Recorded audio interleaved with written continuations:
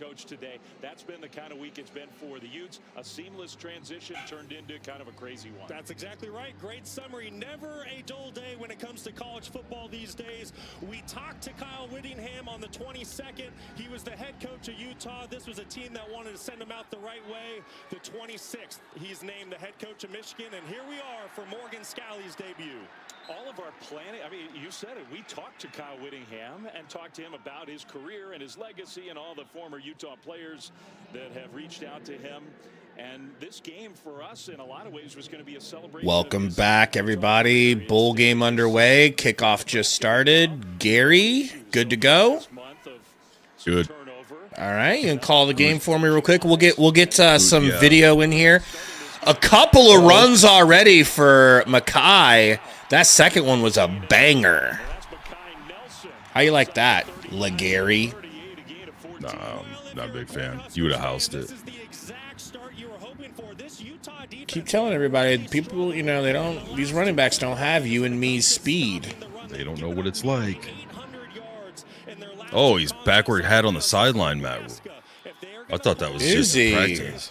Oh, shit. I wish I'd have known that for the game. I'd have bet 2 cars. Play action, screen. I didn't even see who that was. That's Mosey on a screen. What's up, everybody? Help us out. Please hit the like button. Last game of the season for football. We're streaming basketball now, so we'll still be around, but last football game. Help us out, guys. Let's have a big stream here. Latif, handoff, and gonna fall forward for the first. Was that Mosey again? That was, sir. Yeah. I'm proud of you. You're starting to. I'm learning a lot.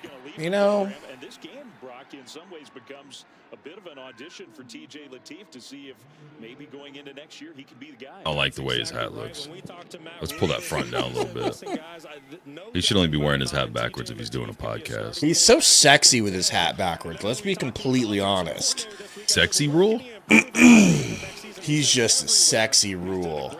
Handoff and a nice run for Mosey. Keep it on the ground. Keep them off the field. What do you say? Yeah, especially if it's going to keep working. Don't get How's that offensive line impressing you so far? Well. Oh, man. All right, Latif. In shotgun, kind of a pistol almost. Nice slant, but what happened there? Just that bad of a pass that.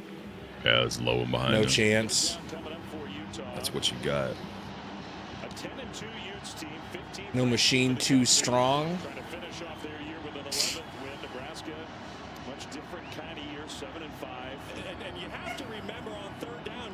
We should move the ball decent, but I'm worried about the red zone. They got a really good red zone defense, and we obviously know our struggles in the red zone. Harbor getting it tight end. All right, boys, here we are. With Lyndon Daddy. Run the First way. Nice down. Ives in the game. Our bowl time running back. Our bowl back. Shane, I'll be in and out a couple of times here and there. 325 pounds, just completely washing down Cash Dillon, who's getting the start for the injured Henry Daly, who also just announced he's going to the transfer portal. And this is what you want if you're Nebraska. I mean, from a run game perspective, the Lions looking good so far. Third down to pick up first downs with a true freshman quarterback. That's what you want. Corey in motion. Another handoff. Okay, Mackay. Are they maybe a little lackluster, not interested on defense to start the game? Hey, if you can't score in the red zone, just score from outside the red zone, all right? That was big, bro. That was big. I mean, I'm not I'm not trying to overdo it, and that's the first drive of the game, scripted plays. The offensive line looks solid. These running backs weren't doing Emmett Johnson runs where they're turning chicken shit into chicken salad. Like, there was some good lanes that whole drive. 75 rush yards. Obviously, every pass was a quick little screen, so we'll see if there's more to the passing game. But if you can move the ball like that, I wonder what their average per carry was on that. They were just gouge runs, man. Or, you know, like chunk plays. For his teammate Mekhi Nelson. You had to wonder, did Utah show up their rush defense? I think the like it. answer is no. Cornhuskers strike I like backward hat Matt so far. You really were affected by that press conference, weren't you? What press conference? His backwards hat press conference. I just thought it was funny, like the other media people or whatever kept talking about it. Like, oh, they did? Like it was a big point. I mean, I didn't see the press conference until I had heard multiple people, groups, whatever you want to call commenting it, on that bring it up or part talk of it. about it, and that's what I was just kind of mocking. Like, yeah, it's a huge deal. I like to mock things, Gabe. He's just a guy that mocks, folks. Just a mock, ain't nothing but something to mock.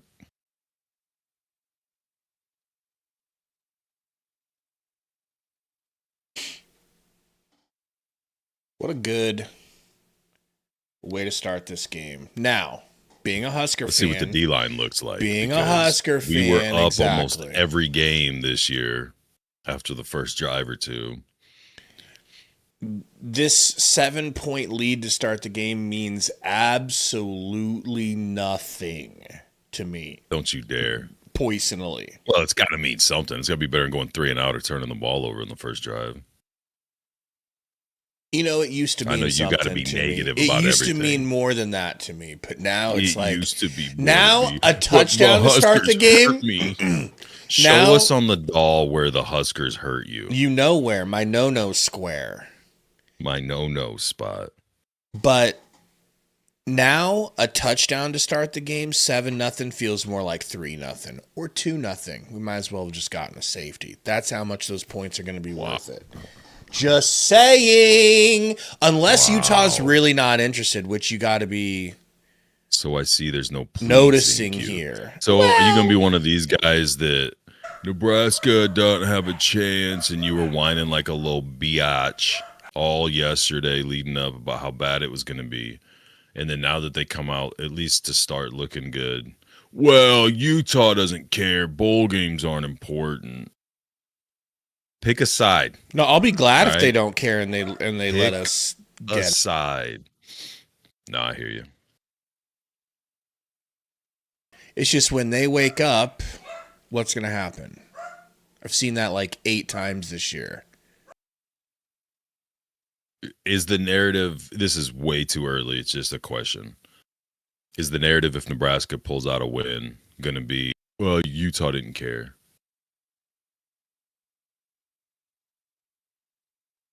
Like from who? I know it will be from you. Iowa fans will say that. Iowa fans. I won't complain. I'm not going to complain and be like, this win doesn't mean. No, dude. If we get this win, it can help with recruiting. See, that's the difference between you and me. I'm a program builder. You're more of like you're more of like a flash in the pan style, like. Yep. Don't really know what I'm watching. Exactly. Just follow the ball. God damn it! Exactly. The ball game. Fair catch at the goal line, so the Utah offense will come on the field. Let's go down to Don Davenport. I'm more concerned with your no-no square. Wanted to address his entire team in person to let them know that he would not be coaching them in this. Who were the Suns playing? The Cavs? Yeah. Here in Vegas, so he held a team meeting on Friday. Let them know before he left to join Michigan and Orlando. Every player I talked to said they were surprised but happy for their. He's hitting the chapstick. All right. Is that George Foreman? They got George Foreman on the sideline? I thought he died. He's got a lot of kids named George Foreman. There's a QB keeper and a nice tackle there. 2-yard gain. Yeah. Sort of a support graphic there with a tie happened so fast for this Utah program. And Dampier, there are questions about Devin, who has said he wants to come back. He's expecting to come back. Maybe that has changed a little bit in the last few days. Scoreboard. Took that Michigan job. Dampier's first Little pass out to the sideline for what? 15? Yeah, probably 12, 13. First down. Yeah, Corn Dodger. That was one of my dogs barking. My wife's supposed to be getting home any minute now. For Devin Dampier when it comes to the passing game this season. Wasn't necessarily expected to be, but stepped up in that role. Watch our D-line play great. Our secondary just get torched. Utah's offense has been so powerful. I mean, we're used to the Utah. That could be funny. Being defined in a lot of ways by the defensive side of the ball. That was not the case this year. Utah's offense had a terrific QB keeper again. They got an idea what they want to do, huh? And to your point, Flem, this is why so many Utah fans are just so nervous right now, sitting on the edge of their seat, because they finally have the championship offense to go along with an elite defense. And now there's so much speculation as just a skosh. Jason Beck leaving, as Devin Dampier leaving, Bird Ficklin. A lot of questions around this program right now. Play fake on second down. Dampier going deep ball. Oh no! Oh no! I was kind of joking when I said that, but that's 2 pass plays where the receivers have been 2-3 yards open. Wide open.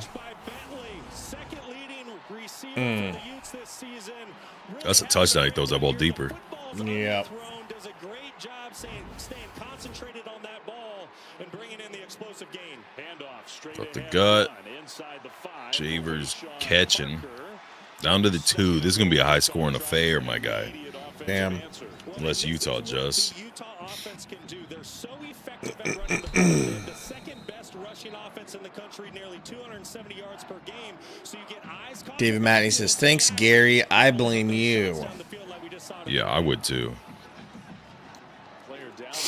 Who's hurt? I don't know. Shaver's going out. I could not hear the referee microphone, so Vincent Shavers, he did end up. Oh, we got a $20 dono from DW Cobb 43. Thank you, man. Appreciate it. Get ready for second and goal. No comment. Nothing to say. Yeah, you know. Now I don't know if this is right. Might need to reload here. Dampier gets into the end zone. No, they say stop short. Jones got shooked. He got his shoe ripped off or something got ripped. His helmet for sure. So does he have to go out of play? Oh, he's in. Yeah, dude, I thought he got in.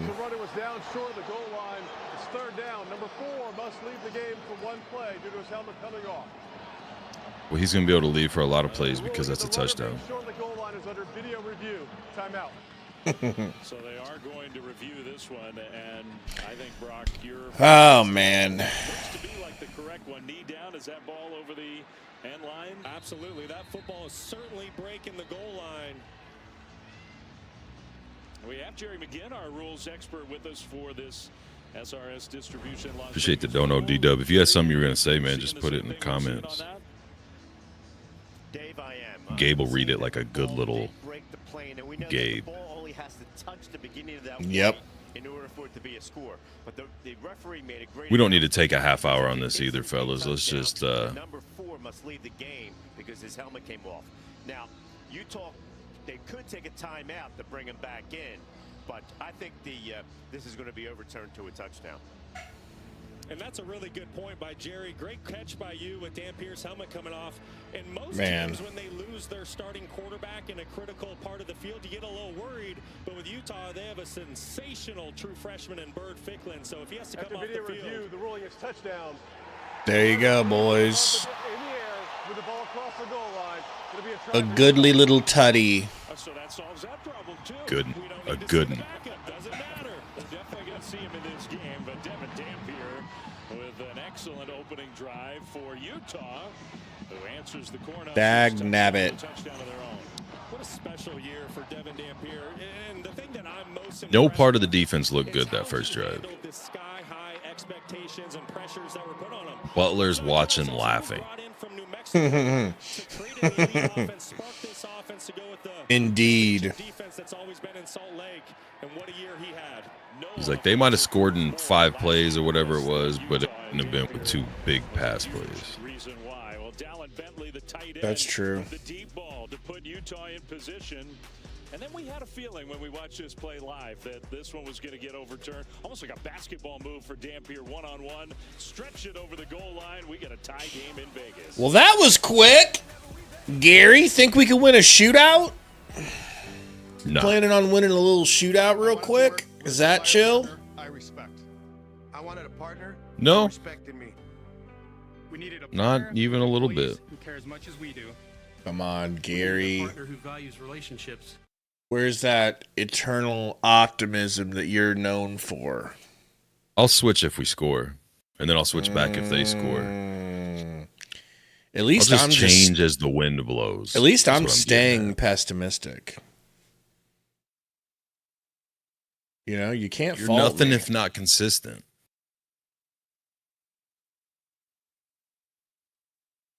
What do we think of Jennifer Gardner at this age? Very proud of her. Well done. You know? She's keeping it tight. Oh, man. So what happens next season?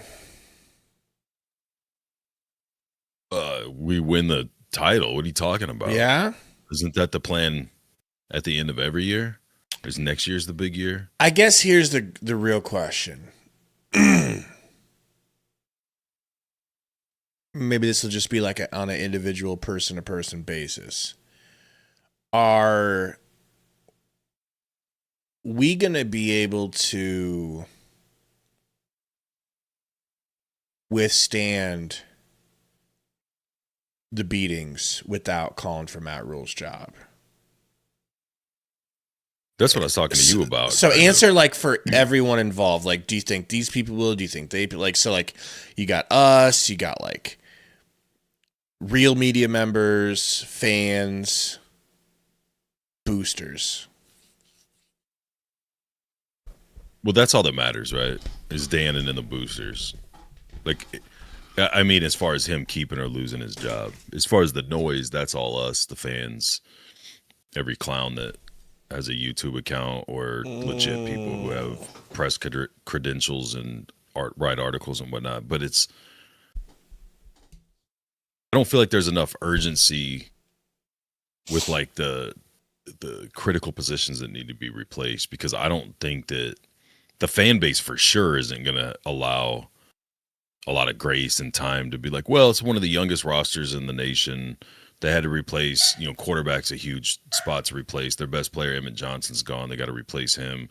I don't think people are going to look at it from that aspect. And then when you look at how much tougher the schedule is going to be, I just don't see if you're taking beatings from Indiana, Oregon, Ohio State, you got Washington and Iowa on there, things like that, that people are going to be like, well, yeah, they had to replace some guys in some spots. It's going to take a while to get going. Like a 1-game improvement this year, a lot of people were ready for him to be done. So I don't know, man. I think it's going to depend on how they look. I'm worried that they'll improve team-wise, but with the schedule being tougher, record will go down, and it'll be like a lot of legit noise of he's got to go. What was this flag? I don't know.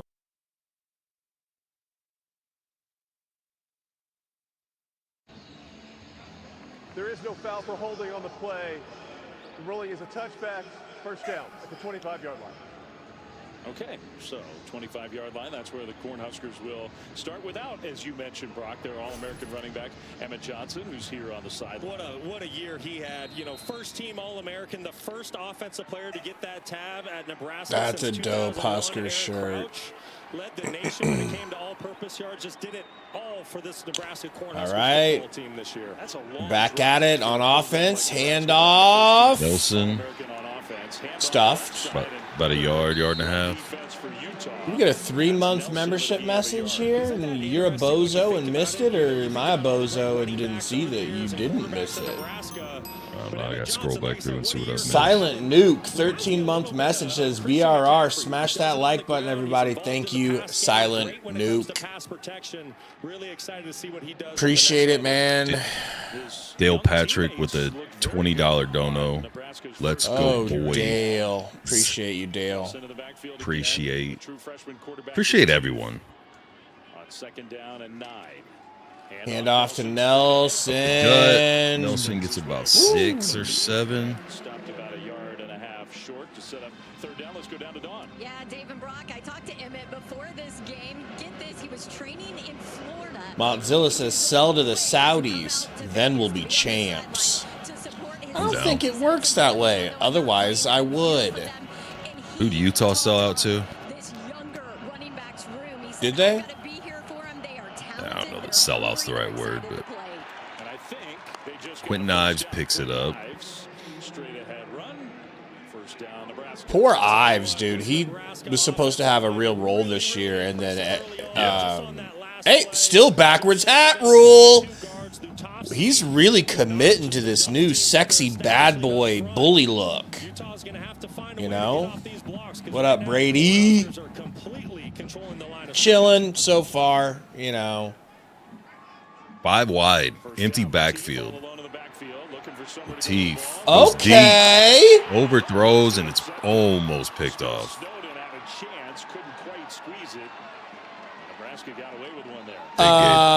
Yeah. Dylan would have completed that. Don't mention Dylan now. All right.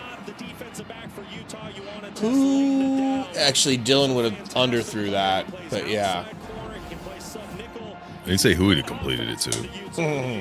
Just a really dynamic football player. You mentioned the 2 starting defensive ends who are not playing for Utah. Otherwise, 2 tight ends set, Linden Daddy and Harburg. Mosey in the back. Latif gets free. That was nice. Throws a little dart. It's going to be 3rd and 9. Or sorry, 3rd and 1. 3rd and 2. 3rd and 2. I think that was 2 yards left. Well, where the ref stood, it looked like he was right at 2 yards. Nice throw. I really think that this is where TJ is at his best. If Dana Holgerson can get him outside the pocket, any young quarterback, that's where you're going to be comfortable. Because Brady, this is the biggest bowl in the country. The SRS Distribution Las Vegas Bowl. Latif on the push, and he's going to be short. Did we just attempt a 2-yard sneak? They must have already known they're going 4-4. Okay, they got a lot thank of you. options. Thank you. Now, Matt's not licking his lips, so I'm worried. He's not lip-licking rule. He's backward hat rule.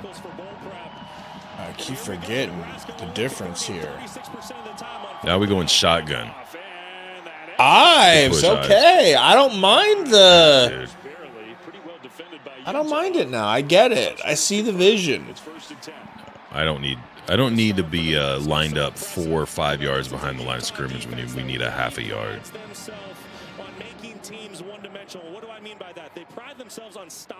Mozilla says, is Dan Campbell coaching? Dan Campbell wishes he was. Oh, Rule Campbell.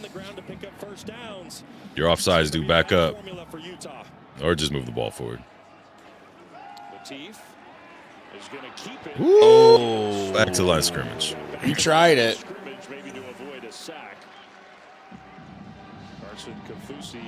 Made the tackle. Something has gone awry with this normally stout Utah defense. The last 2 games before this bowl game, I mean, you and I were there in Salt Lake City to watch Kansas State run for 472 yards. That's one game.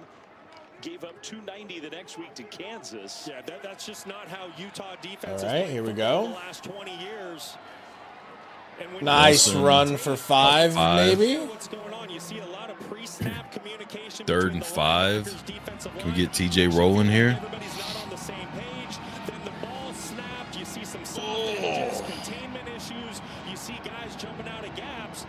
I really felt like Utah coming into this football game would kind of dial down the amount of volume that they put on their defense and just get guys lined up, allow them to play physical and fast. But right now, Nebraska's really controlling this football game at the line of scrimmage. Latif shotgun. 3rd and 5. Come on, baby boy. Come on, baby boy. Nice. I like that. That was open the whole way, man. Yes, it was. The offense looks Andy's good, limping. man. He's hurt. He'll be all right, man. Shit'll buff out. He just asked for a sub, so I'd say don't bother. Great pass, Good throw. man. Right on him. Good edge blocking by Barney. Really impressive pickup on 3rd down by the Cornhuskers. On the move again. 3 minutes to go, first quarter. 2 backs. Is that Ives and Nelson? Latif. Oh, no, that's Key or Ja'Cory in the back. Nice pass. Nice Okay, play. nice design play, baby. They're really using these running backs way more than I thought they would, dude. Like, getting them involved. That's at least the third pass to a running back. Maybe more. Do you even know how many times we've thrown to the running backs? No, I mean, it makes sense throwing to Moses. Receiver that got moved, but I didn't know. I don't know. How Isn't much it was just it, like 3? Wanikin? 12th play of the drive, already taken up more than 6 minutes. Oh. All right, in the red zone, let's see if we can do something here. Nice little. Let's Let's go! sweep A Barney. jet He's sweep in there. worked! I'm That's sorry what's I up, didn't dude. show it. I missed it. I'll show the Dude, replay. Stop glazing Jeep. 8 yards out, that'll count officially. I mean, All it's right. nice. Catch to put Nebraska back ahead. Well, we mentioned 2 starting defensive ends out. Here we go, for Nebraska, boys. So this is Holt's call right here. He needs to blow up the speed sweep, but watch what he does post snap. He hesitates just for a second. Giggity. To capture the edge. I mean, Good for Barney, man. how come we didn't get any of those this year with Dylan? Because our line wasn't getting pushed like it is now. up. Dude, how many times did we God stall damn. out on 3rd and 4th and short? How many times did we get stifled in the red zone? The uprights to make it 14. My name's Gary. I do like how I you're swear to God, representing I love about Jeep half of the fan Wade. base. I love I don't care what Jeep they do Wade. for improvement. I decided I'm mad. God, I love Jeep Wade. I swear. I want Jeep Wade to be the governor of Nebraska.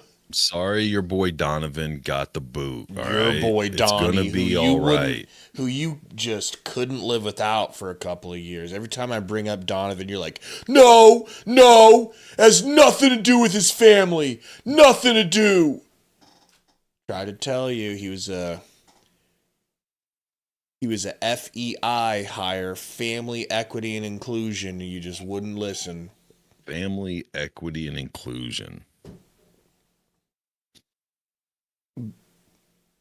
And mostly, I'm just gaslighting you at this point. Like, I'd say 99% of all that was gaslighting. So I'm well let's just keep it aware. moving.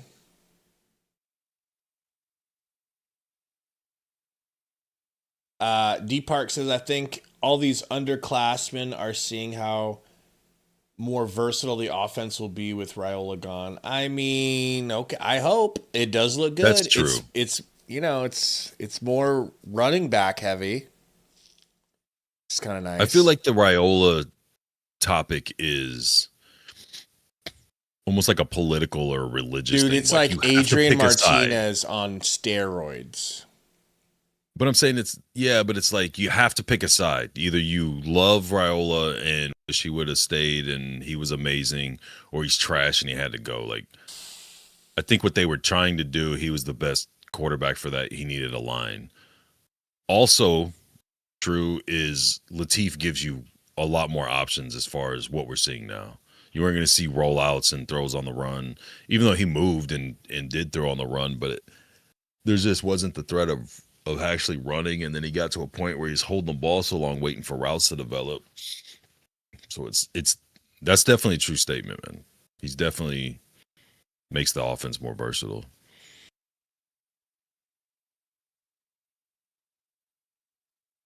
I like that throw. Defense downfield. Gonna have to adjust, man.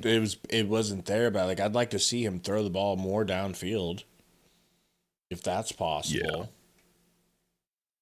What up, Roy?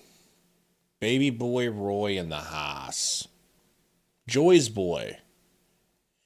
Joy's boy? Roy, I really missed that Joy's boy meme. It was taken from me too soon, and I wish you could find it. It was a meme of a girl with an insane BBL that we said was Roy's girl. It was like 2 years ago. 3 maybe? Yeah. But yeah. All right, Huskers kicking off. Let's see if they do anything with it. They are going to take it out. 5, 10, 15. Not much. And Eckler makes the tackle at the 15. Eckler runs out there, no pads, no nothing, and just No raw helmet. dogs a tackle. And spears him. And the refs appreciated his hustle so much that they didn't even call him for nothing. Appreciated his hustle. They said, wow. That cutback, dude. James Cook cutback. I was thinking that was more of like a Gary Menson style cutback. No, it wasn't that nice. That's true. That's true. It's a little slow. Uh-oh, he looks speedy. Is that Warby Parker? Why are you talking shit, Buford? He just gouged you guys for 15. What a start to this game. But what else would you expect? We're in Vegas, the entertainment capital of the world. Don't question Buford. Now, do you think Davia wanted to leave, or do you think they told him, you're probably better going somewhere else if you want to play? I mean, that's a good question. What do you think? At first, I thought he was like, I'm out, I want to go. But with him being around for the bowl stuff, being at the bowl game, even though he's likely not going to play, I feel like he was... That's where they're like, we'd probable love to then, have right? you as Yeah. a depth piece, but if you want to play... Uh-oh! Wish we could have Thank yumped God, on because that. our defense ain't stopping anything. We're going to need them to help us stop themselves. The way I read it was Raiola leaves. There's a quarterback vacuum now.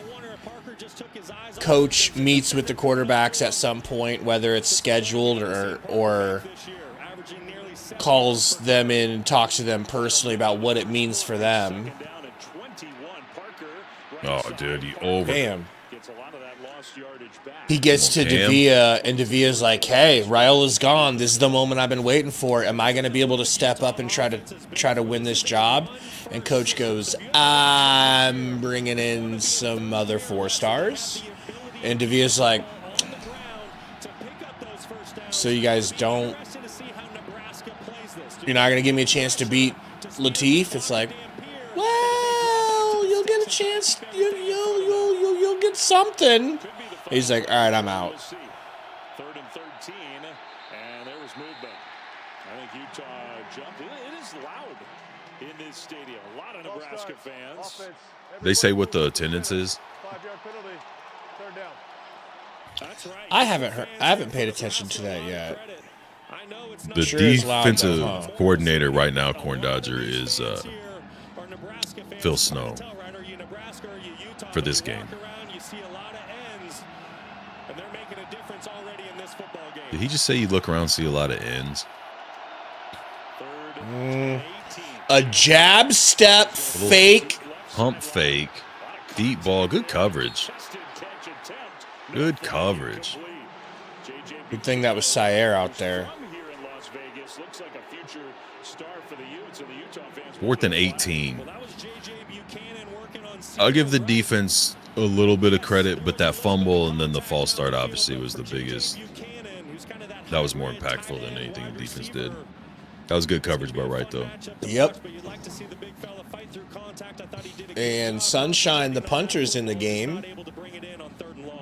So the botched pitch really turned out to be a damaging play. Should get a good return, or a chance at a good return, yeah. Ryan Phillips, They bring in pressure. They going for a block? first punt of the game comes at the Yep. quarter, and the punt was almost blocked. Fair catch made outside the 25. Great fair catch. The last play of quarter number 1.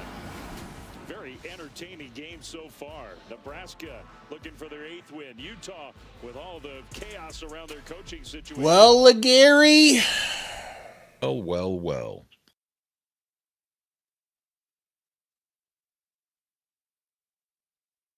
What do you think? You think we could milk an entire quarter off the clock? No, because they're getting decent yards per carry, yards per play. That's true. They protect the ball if they can keep it going. I mean, Utah's obviously going to make some adjustments, but I mean, if they can keep the short pass game and the run game going, start wearing on the defense, man, it's going to give themselves a little bit of a chance. I was going to say during that last drive, man, I like the tempo. Not a lot of time in between plays. And then they're using all 3 backs, so it's not like they're just wearing down any one. Well, we'll have to see what happened with Mosey.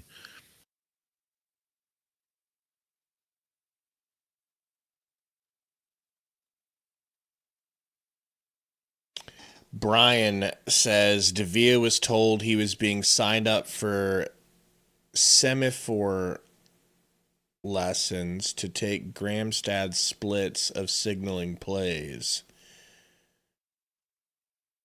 Yeah, I would imagine he probably thought that 4-star rating that he got at one point, he's probably out here like, I'm a 4-star man, you know? And they're like, yeah, well, you don't practice like one, so you're not getting any sort of like seniority or any sort of like benefit of the doubt, even though you feel like you should have a starter job somewhere in college. Like, clearly he didn't prove it at Purdue, right? Yeah, I'm back. I mean, he was a freshman. Into my normal. Yeah. And he was at Purdue. I mean, who's going to really stand out at Purdue besides your boy Drew Brees? Didn't who was the quarterback play for the Bears and play for the Bills? He went around a handful of teams. He was from Purdue, wasn't he? Man, why can't I think of his name? And in that, we'll come back. We'll circle back. Yeah. He played for a handful of teams, but what year? No, you're thinking Vanderbilt, no jab. Yeah, no, it wasn't Vanderbilt. It wasn't Cutler. God damn, what was his name? Oh, well, it doesn't matter.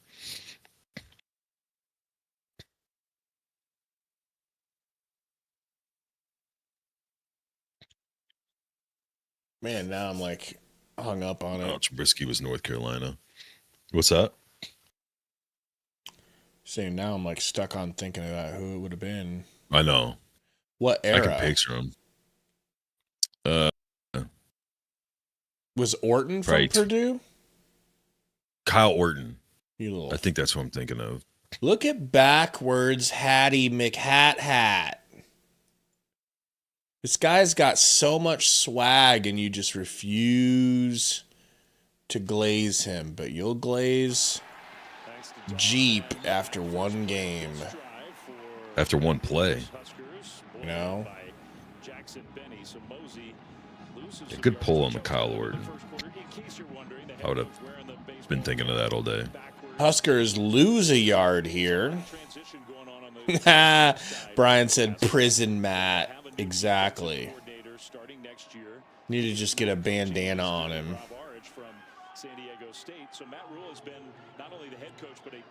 They've been going this 2 tight ends a lot, man.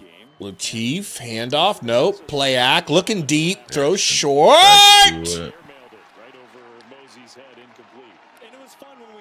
Good to see Mosey playing after that ankle. Listen, when I'm coaching the defensive line during bowl prep, I'm Matt. But when I'm not coaching the defensive line, I turn the hat back around and I'm Coach Rule. So sounds like he's having a lot of fun with it. You talk to the players, they said he's brought a lot of energy. You see, that's like the 4th time I've heard him talk about his backwards hat. Did they just say something about backwards hat? Yeah, literally they're talking about it right now. But they've already mentioned it at least once, if not twice. And he's got aura with that 5 thing. wide. We might never lose a game again as long as he keeps that hat on. Sit out underneath. Make a move. You think we would have got all those yards on that if his hat was forward? No. You That would have probably been a idiot. sack. You got the balls to go for it here? No. Hey, now would be a great time to get a fake. How's that sound? Since we didn't do any fakes this year. Probably not. Heard all about end of him the field. throwing with his left hand. Heard all about him throwing with his right hand. Heard all about him throwing with his hips. Throwing with his pecs. I heard his hips don't pectorals. lie. And yet I ain't seen one, really. Ain't seen it. There's a... Oh, wow. What a catch, bro. Utah's offense back on the field. Our high-impact players are presented by the United States Air Force. Yeah, Dallin Bentley, the tight end, kind of the All right. unsung hero of this offense. You've already seen his impact. Felt a huge play early in the game. Wayshawn Parker. Maybe we should go backwards hat. 7 yards per carry. What a pickup he was coming over from For Washington Rule. Been told that's the way to do it. I have heard from a great authority. Jean-Pierre looks tiny, bro. Yeah. Nice rocket throw on a slant. Gets him about 7 or 8. 12, 13. 7 or 8. I thought they were at 2-3 like... yards past the first down. I thought they were... It was a short first down. Don't judge. Yeah, they started him off on 1st and 4. Handoff. Nope. Keeps it. Yeeper. Oh, wrap up, dude. Why didn't Jeep get out there and make a tackle, bro? It's not his side of the ball. He can't do everything. This is Matt Rule's time to shine. Boy, isn't it fun to watch this kid play football? He just plays it the right way. There's no sliding in Devin Dampier. He's going to give everything he has every single game. What a year he's had, and we were really fortunate. We saw him against Kansas State, had some fourth quarter heroics. Jesus, dude. First down run and more into Nebraska territory for Nakari Rogers, 6 yards and a Utah first down. You see Utah on this. That dude looks tiny. Up the tempo a little bit, kind of picking things up almost like a 2-minute drill type Yeah. situation, trying to get Nebraska back on their heels. They're going tempo on us now. Ooh, good pressure. Can't get to him. Too fast. Never can. Oh, my God. Never can. Hey, y'all got any more of them snaps over the head of the quarterback backwards for 20 yards? Can I have one of them? Who's working across the screen, 317 pounds, but he goes down. And then this is what Devin Dampier does. He doesn't force the issue down. Burnt his ass. The green grass, Yeah. takes it, and picks up an explosive gain for Utah. Got guys out here tackling grass again. I want to see that big guy catch the ball. Yes, please. That makes Wrap up, dude. God damn. I'm going backwards. Oh, my God. I can feel it already. Woo! We would be an amazing defense if it was two-hand touch. I'm a backwards hat man now. Oh, shit. You know how much better this stream just got? Oh, shit. Cam Winter said, get your bitch ass towel on the side Oh, of the field. shit.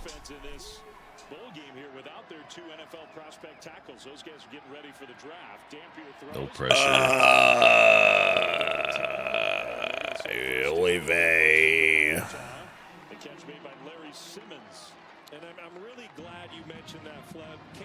I didn't see USC anything from USC. Brady. I just saw highlights at the end of that game. Oh, yeah? Yeah, I was working through most of it. Running back in motion. Little stuff there from your boy Van Poppins. There we go. You mean Matt Rule. That was My Matt bad. Rule tackle right there. That's true. That's true. Hat backwards. Hat backwards. That's true. What a tackle combination. Unbelievable. Two guys that will probably hear their name called in the first 20 picks or so, maybe even the first 15 picks. Two excellent players. They've really held down those tackle positions for Utah the past couple years. You had to wonder coming into this football game, would their presence be missed? Obviously it would, but right now the two backup tackles, Williams and Shotgun, 11-yard line. Second and goal, and Utah's outside the 10. Dampier on. Rolling. Now he stops. Go on, Cam. Attaboy, Cammy. Way to get some pressure on him. Way to actually break down and get hands on the dude. Nebraska wants an intentional grounding penalty. Cameron Lenhart got the pressure. Yeah, it should be intentional grounding. There's nobody there. There we go. There we go. Intentional grounding, offense number 4. The quarterback was Matt Rule with back-to-back defensive lineman plays. beyond the line of scrimmage. There's no eligible receiver in the area. The penalty's lost it down at the spot of the foul. Third down. boy, that's a pretty tight call there that you don't normally see. Watch where this football lands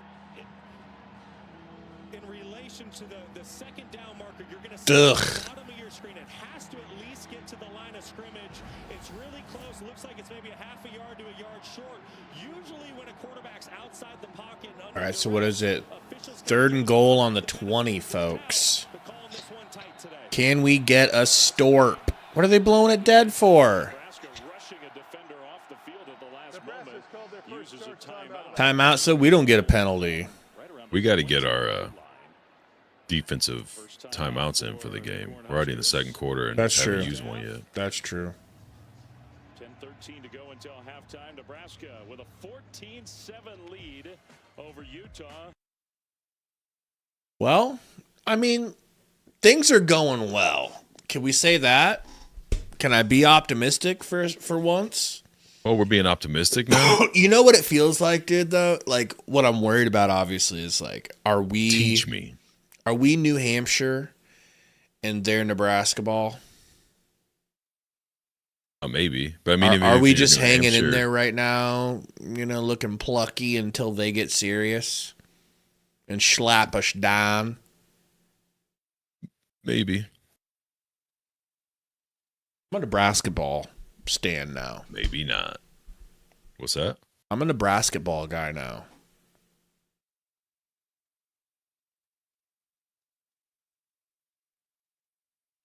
I hate to break that to you. Man, I'm just trying to take it all in right now, honestly. Wow. Every time I look down and see Sundo, like, talking, especially using his hands, I'm like, what do... Oh, yeah.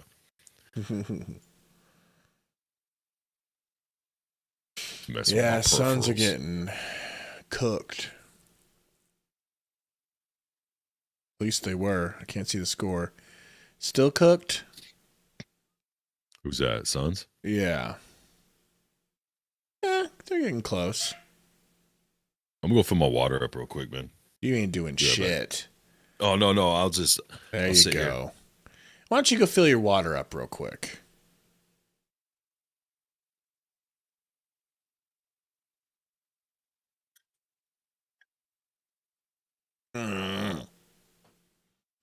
Watching both my teams get destroyed right now at the same time. What a mitzvah, folks.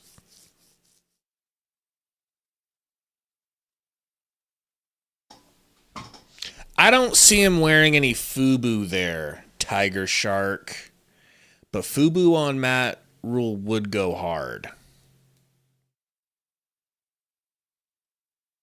We get him in some FUBU, we're gonna get some recruits. Oh, come on, Dylan.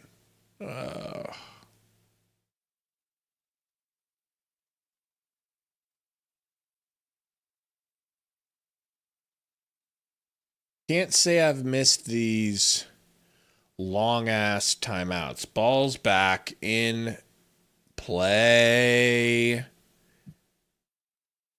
Oh, for the love of that was quick, bro. Game comes back, insta-tutty. What the hell? We can't stop the pass without Jan Butler.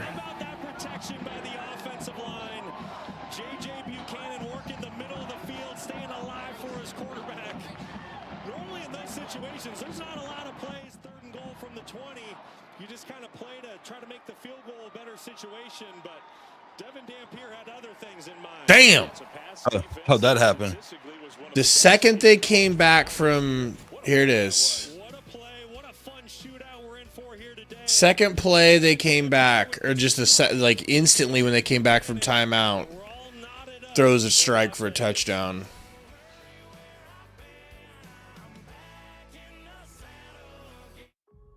Man.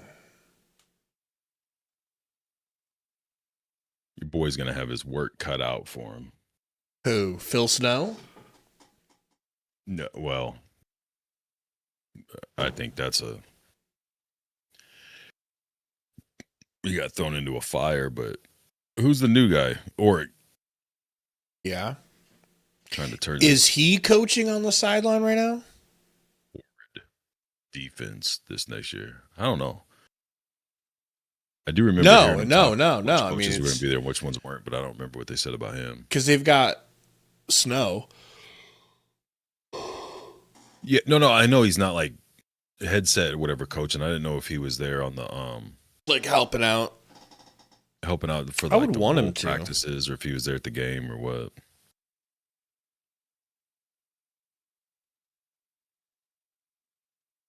GBR said, did Rule call that timeout? Listen, his hat ain't backwards for nothing. Serious question. Has anything good ever happened after a timeout? A Matt Rule defensive timeout? No. Even on offense. Remember the timeout with when Latif came in for Iola at the USC game? Yeah. Burnt the timeout, and I think they tried kicking the field goal they missed. Or did they go for it when they were in field goal? I can't remember what that debacle was, but I feel like every time on defense they call a timeout and come up back out the next play, get gouged for a score or first down.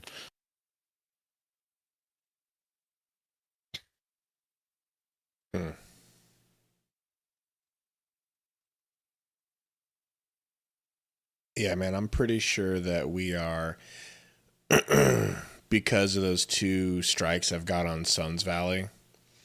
I think they just hit my account, my Google account with the ban. Because, bro, we're like struggling to carry 100 during a bowl game. Oh, no shit. Mm-hmm. So it goes across from channel to channel. But I won't have that as an issue next year because we're not gonna be playing audio and shit like that. So yeah. Good learning lesson, man.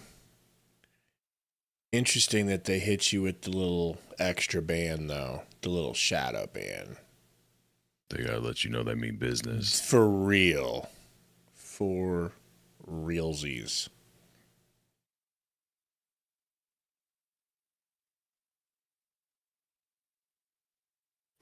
Oh. Tiger Shark says Butler was the fall guy. Told you. I don't feel like he was a fall guy. I feel like he was a knee-jerk reaction. How's that hit you?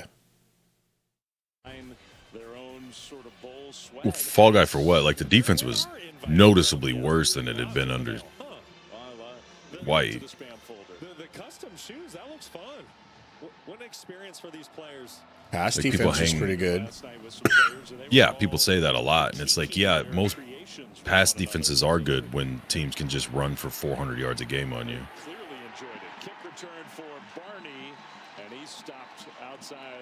I feel like it's more than that, though. Like, they passed the eye test big time on pass defense. They were stopping a lot of shit. Like, anytime people tried to pass, I felt like they didn't have much of a chance. So they chose to run. But it is Big Ten, so. the season-ending injury against USC. They lose that game. They end up losing 4 of 6. Especially the last 2 losses were ugly. 7-5. Raiola decides he's not coming back. A lot of questions around Nebraska. The feeling today, I think, is much more positive than it was even just a few weeks ago. Man. Lateef, the freshman quarterback, You go down. on the first Yeah, they had like 3 guys in the backfield right away. Dylan Raiola going down in the USC game, that had a big impact on how this team finished down the stretch. But I thought it was interesting when we talked to Matt Rule this week. I just said, hey, as a whole, where do you feel like your program's at? And he goes, Brock, we are at the hump. Now we just have to find a way to get to the hump. And he didn't shy away from it. He really felt like he had a team that could win at least 9 games this year. They came up short, but he has plans to get that fixed. We saw that little timeline. Lateef. Days after the season Oh, hits key. For what, 7, 8, 7? About 6. Yeah, it should be 3rd and 4.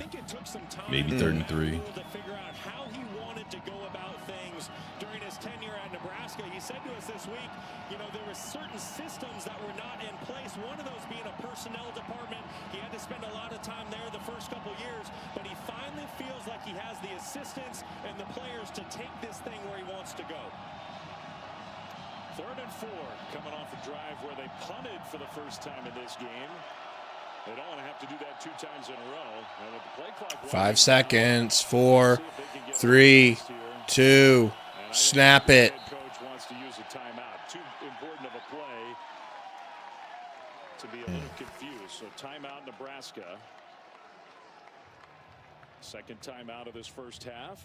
And you think about what Matt Rule has accomplished in his 3 Feel like it's starting to slip away a little bit. 5 wins, and he comes back, gets them bowling. Well, you don't have your hat on backwards, so how would you know? No, I'm not a true believer. You know? Why am I asking you? I get it. It's not exactly where you want to be, but you're trending the right way with your 8th win of the season. And he said to us, he goes, listen, wins and losses in the Big Ten, it's going to come in the trenches. So we got to get the offensive defensive line right. Obviously, with Dylan Raiola exiting to the transfer portal, finding the right quarterback is going to be a big piece of that. And TJ Lateef. How many times have they ran this drive? They didn't, right?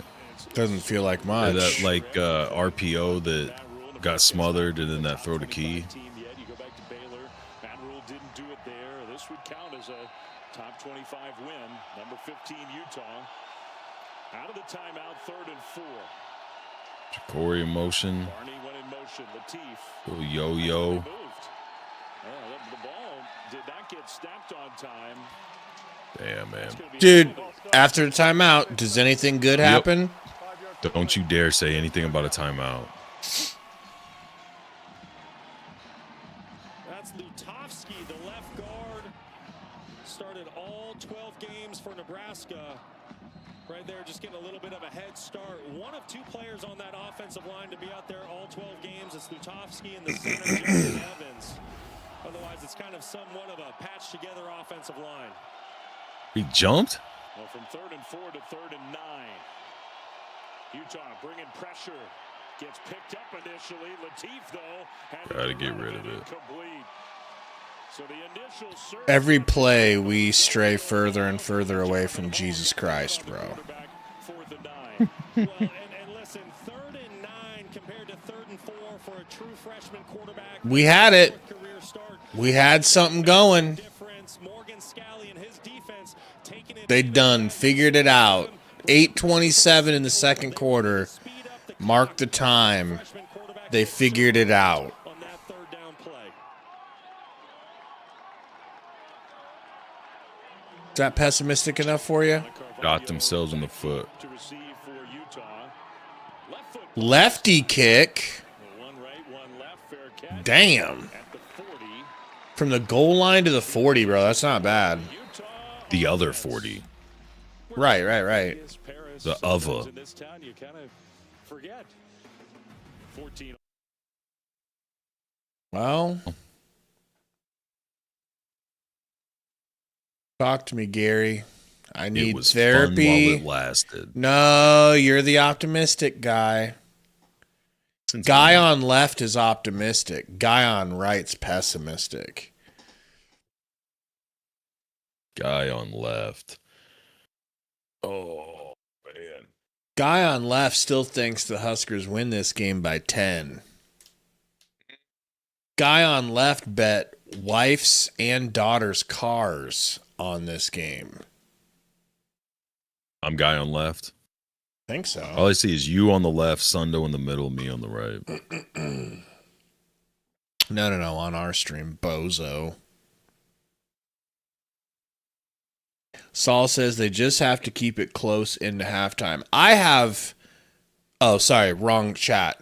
But if you were talking about the Huskers in that scenario, I'd say I have no faith that Utah's not going to score here. No, the defense hasn't done anything to give any confidence. The part of the story that I don't like, Miss Lippy, is that we can't stop anyone or anything unless they snap the ball over their head for 40 yards negative.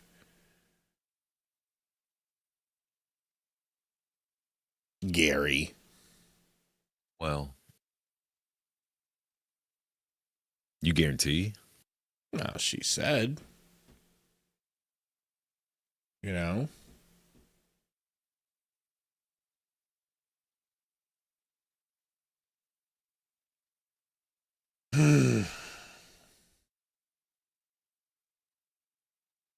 At halftime, do you mind if I go talk to Sundo and you talk to the Chatsky? I just feel bad for him. He's doing an entire game by himself. It's all good. You can go over there whenever you need to, man. Don't get cute with me. I wouldn't, Robbie. Yeah. That's okay. No, yeah. So we know the pecking order around here.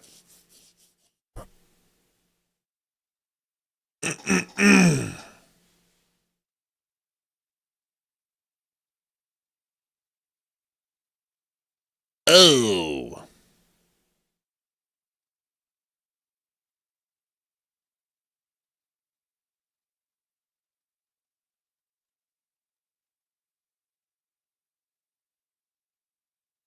You ever had your ass whipped over a Vegas bull before? What happened? Mozilla said we should open a daycare in Minnesota to buy a quarterback. Well, let me ask you this. Quarterback keep. Won't up. You're gonna need to vote the proper way for that to happen. Gonna have to what? Vote the proper way. Per completion, but it's also what he's done on the ground. He averages 9 yards per rush. And that's why that sounds like a fake name. Bert Ficklin. Wide open. Ficklin. Wide open. Oh. Tight end on a simple drag. The dude looks like he's 400 pounds, but no one could see him to go cover him. Woo! Coverage on the tight end, but watch how he runs into the cornerback on the outside. Little bit of friendly fire becomes a natural pick, which is why he was still going to be wide open. For the explosive game. A little half step didn't give him that much open space. To another quarterback. There are not many teams in college football that can do that. Way to tackle off the block, Charles. Special duo of quarterbacks. This is something we have not seen once this year. On the field, but best of friends off the field. Excellent story between these two. Devin Dampier, the leadership, kind of taking the true freshman under his wing, and what a season these two have had. And I think for Utah fans watching this game, wondering about the future, wondering about next year, so hoping, can we have both these guys back? Because think about all the cool stuff you could do with those two together. Dampier keeps it. Dampier stuff. There you go, Shavers. 2, 3. Well, it's not just those two, right? It's Dampier, Ficklin, but I'm excited for Shavers next year.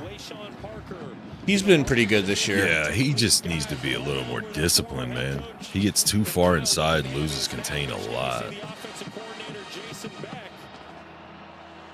And boy, does he have a lot of talent at his disposal right now with this offense. But physical talent, he's a stud. Decision looming when this game is over. I expect this football to stay on the ground for Utah. This has been 4-down territory all season long for the 3rd and 4. Dampier, though, is back to pass. Yoink. There you go. Yoink. There you Nothing. go. Good pressure. He's saying they're going to go for it, though. That's fine. Well, good job by that Nebraska defensive front. They might need to run Eckler out there for this next play. I think he's going out now. I think him and Rule are going out. Yeah? And you see no hesitation. Utah offense staying on the field. Where would you line Eck up at? Nose. On nose? Okay. Right Nose. behind Phil Snow. Just straight up the gut. It's going to be an A-gap sack.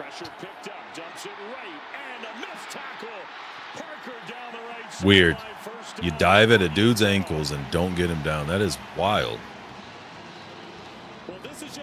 They got a lot of younger guys in, man. Charles, Benning, Bauer. One of them has Wayshawn Parker in man-to-man coverage, but you see the short motion. There's some hesitation. I'm going to dive his ankles, guys. Oh, shit. That usually works. Defense the second half of the season, which ultimately led to the firing of defensive coordinator John Butler. You just see these communication errors on the back end too often for the Cornhuskers. Probably Utah was going to get the first down even without that missed tackle. Hand off, up, gut, stuffed. Okay. 2-yard gain. Stacked up right close to the 10-yard line. Gain of maybe 3. Shavers is on damn near every play. This crowd's really impressing me. We've now heard multiple times on third down, fans affecting the football game. You've seen a couple false starts where I don't think the offensive line can really hear the quarterback. And you never know what you're going to get in bowl season, but these are two very prideful fan bases, and they're really showing up tonight. A lot of hats also. And some Husker 2nd and hats. 7, 2 backs. Oh, they're shuffling it all up, going Wildcat. I'm sure we'll handle this very well. We did! We did. Nowhere to go. That was well defended.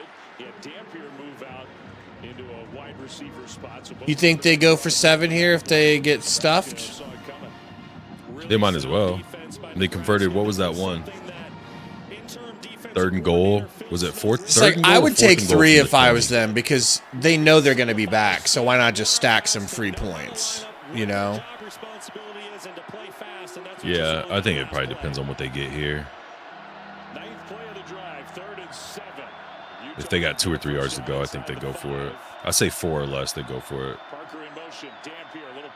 Oh, I don't know if he had control of that. That's a big boy, though. I think they kick a field goal now. What do you think would happen if he spilled a Coney? coney in that big boy's lap? Oh, man. I'm surprised Dampier went there, though, with the football. That's a tight end being covered by a corner. He had Like just something absolutely only the two of us would understand what we're talking about there. That is really bad radio. standing tall and strong in the red zone. 28-yard try for Dylan Curtis. Oh, hits it. Is up and good. So Utah Hit it. has its first 17-14 team. with 4:13 to go in the first half. The defense looked better that drive. A little bit. I mean, giving up that 4th and 4 wasn't nice. Giving up points isn't good, but it's better than a 4-play touchdown. Stop by Nebraska.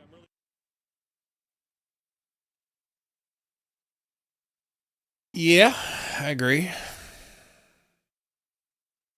I'm not celebrating like it's great. I'm just saying.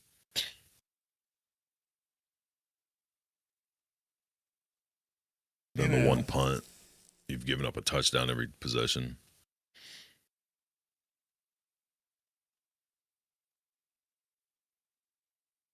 A coney doesn't sound bad right now. All right, and I don't eat hot dogs. Dude, I would smash hot dogs. You do? I love hot dogs, dude. I just, you know, I just can't get it out of my head what's in them. Yeah, don't worry about that. Well, you know, that's what they would say if everybody had to become cannibals, but I still think I'd think about it a little bit.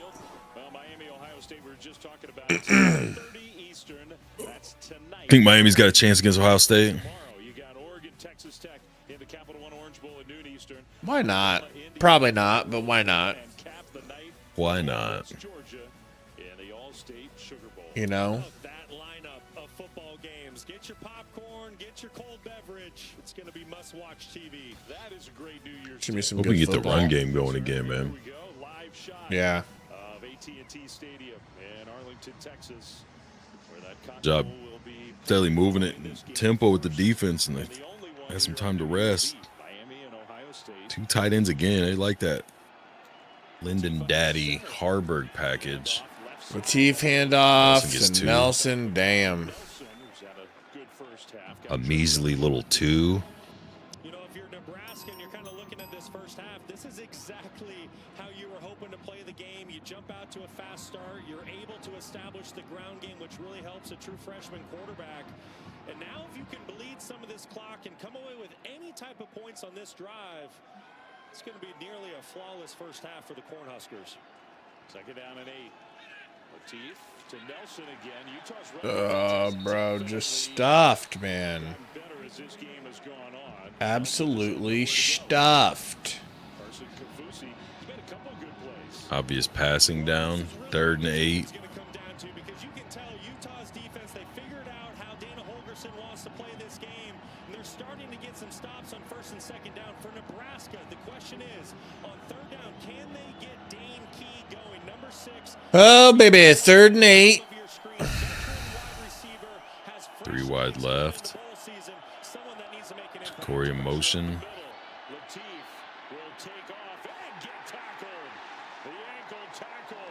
Trey Reynolds got him down. 4th down for the Cornhuskers. And I expect we'll have a 3rd consecutive punt coming. Well, Dane Key was open, but that's just what a pass rush can do to a young quarterback. Got to give a lot of credit to Utah. Damn. Good tackle, bro. They made him feel uncomfortable. That's when a young quarterback's eyes typically drop. He wants the result. I don't know. Do you think that looks like they're saying, someone was saying he's still hurt, you know? Do you think he looks hurt? Or you think, I mean, I just think that was a good tackle. It was a good play on defense. They just got to him. I mean, hurt or not, I don't see how he's. Good punt. Great tackle. Khan. Jameer Khan lined him up. It's like the way I'd tackle the shit out of you if you tried to return a punt versus me, you know? I don't want to make it about me, though. It gets eyes in the backfield. That's what allows Bentley, the tight end, to get behind the defense. Huge play on the opening drive. And then Dampier says, hey, coach, let me do it with my legs. Just call my number. I'll find a way to get the football in the end zone. And then how about this? It is 3rd and 20. 3rd and goal to go from the 20-yard line. Freaking Lassundo. Had to leave a solo stream to go pee.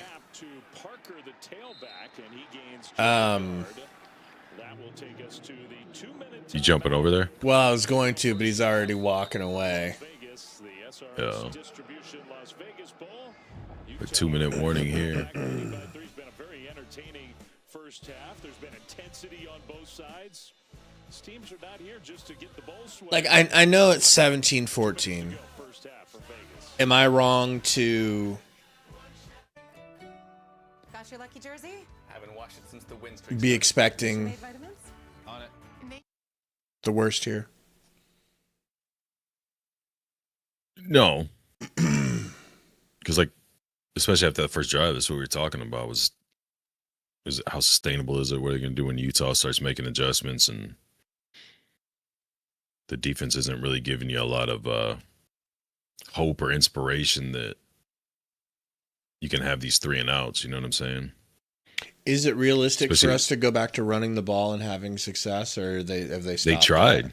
That's what they tried doing on that drive there. The first 2 plays were both run plays. The first play of the drive before that was like an RPO where they were going to run and everybody's in the backfield, so Latif kept it, and then they had extra guys, so he got swallowed up too. It's hard to keep running when you're in 2nd and 12 or 3rd and 8, you know what I mean?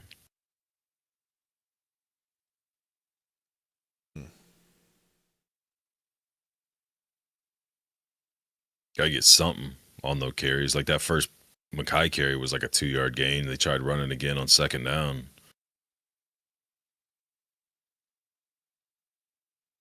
Got stifled.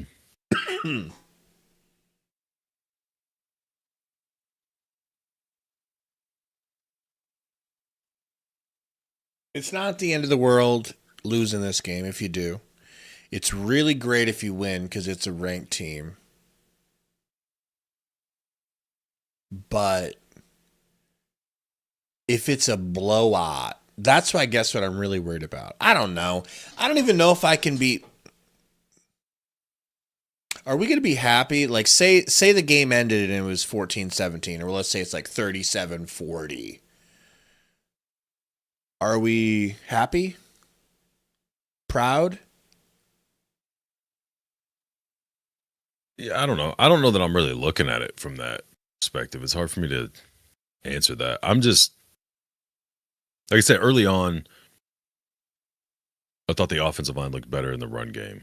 And now they're stacking more guys, so I feel like now it's kind of on Holgorsen to, whether it's back to the quick pass game or the screens, to kind of make them, if they're going to stack the box and bring extra guys, throw behind it, throw over it. The quick slants, crosses, screens, shit like that. But like when we talked about, I don't remember if it was when we talked about this game or what we were talking about, I'd like to see how Latif handles it. I'd like to see if there's minimal, but any type of like more of an aggressive improvement from the trenches. I don't have expectations of winning the game or whatever else. Obviously, it'd be disappointing to get blown out. But when you see how they come out and started it, it's like gives you a little bit of like, okay, man, there's room for improvement. You can see where they're able to build on or improve over the offseason. But if Utah makes an adjustment here or there and all that's null and void, it's like, okay, how much improvement is there?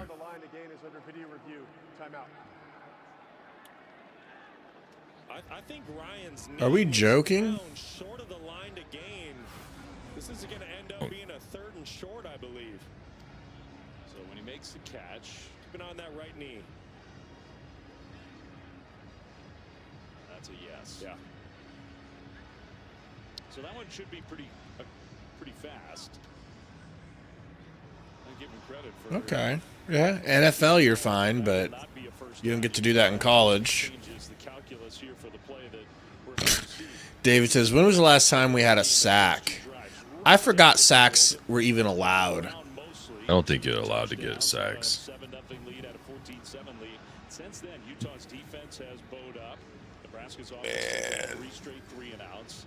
And the Utes have their first lead of the game. They get the ball to start the second half. On the move here in the final. Is that Maker Bayfield's little brother? Little brother.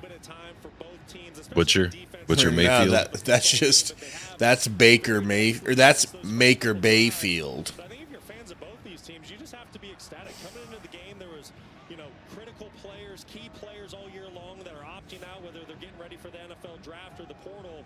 So a lot of question was on the offense. Would the offense be GBR captain said, I'm breaking out the Crown Royal. Probably a good choice. You drinking it straight? On the rocks?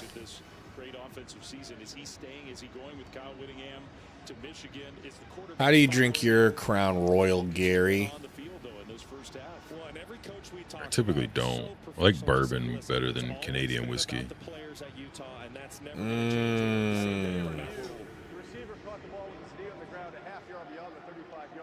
Oh, did he? After 5 minutes, you figured that out? Neither team has elected to use it as a timeout, so there's a 10-second runoff. They both just got 10K put in their bank accounts for dragging the game out more. Thank you. Head referee. And this becomes a big play here. Utah needs that extra yard or so to get the first down to keep the drive going. Yeah, and if you're a Nebraska fan, you're probably wondering why you're not burning that timeout. I think because it's about 3rd and a half. Yeah, John Smith. I mean, that's the big issue is that we don't know when the last time Matt Rule kissed the wall was, but he needs to start kissing it, and he needs to start kissing it good. Okay? God, they can't stop anything. Come on. Do you think they were going to stop that? As Judy goes down. Judy's hurt. That's Elijah Judy, the defensive tackle, slow to get up. If we could just get inside BB's pockets, we'd be good. You're willing to take a trip, right? Take 2 trips. I like that, and BB likes that. BB hears that, BB's ears perk up. Okay? Trust me, I know BB. We're talking about BB Sundo Yahoo, right? 1st and 10 from the 42. Empty backfield. No! Wide open. Like,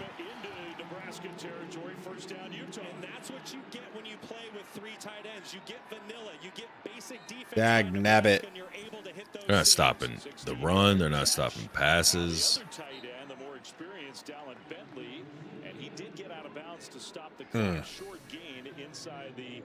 Can we get like more of a view of the field pre-snap?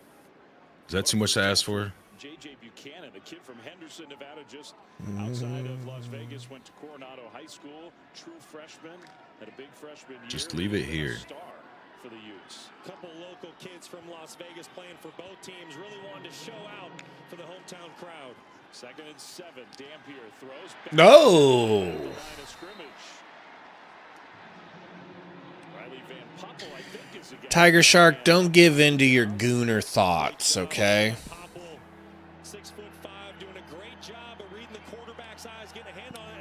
The tofu in. The tofu. Are we allowed to play other linemen? Well, they had to when Judy went out, but Judy's back in now. Pressure! Pressure! No one gets through him. Sayer with the coverage. One-handed catch.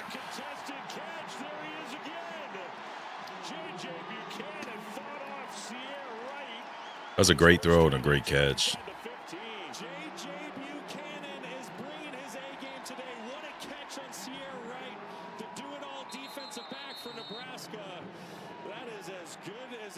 Ladies and gentlemen, wow, 29 yards. Time out of the half.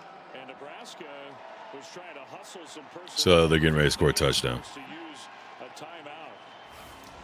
Could somebody take Matt Rule's timeout privileges away from him, please? All right, he used 2 hands, but nevertheless, that is an unbelievable job concentrating on this football. I love that Devin Dampier isn't afraid on 3rd and 7. You know his play caller, Jason Beck, was saying, hey. It's going to be an absolute touchdown run right here. But Dampier says, no, coach, I want to take the shot. I get the one-on-one. No problem. JJ Buchanan has the size advantage on Sierra right. That was just an excellent play by quarterback and tight end. That was rough. Players get credit, but what a season for Jason Beck. Ah. Last year was just not functioning properly. And a coaching change and bring in Jason from New Mexico. Where he'd You and me both, Corn Dodger. You and me both. To your point, you know, at New Mexico rewrote the record book there offensively. Then he comes to I feel like this second quarter is taking twice as long as the first quarter did. His offense has been a lot of. Normally, I don't say there's a quick strike running game offense. With Jason Beck, there is. There is. 1st and 10. Dampier, play fake, keeper. Duh. Inside the 10 and all the way down close to the 5. Maybe got stopped at the 6. Clock should not be an issue for Utah. They have all 3 timeouts. You have a minute to go. That's right, and they're not going to be in a hurry at all. That's why you saw the run on 1st down. They want this clock to start ticking. They understand. 53 seconds. 2nd and 4. The second quarter, first 4 minutes of the 3rd quarter. If they can come away with a touchdown here, remember they get the ball to start the 3rd quarter. Because of Matt Rule, baby.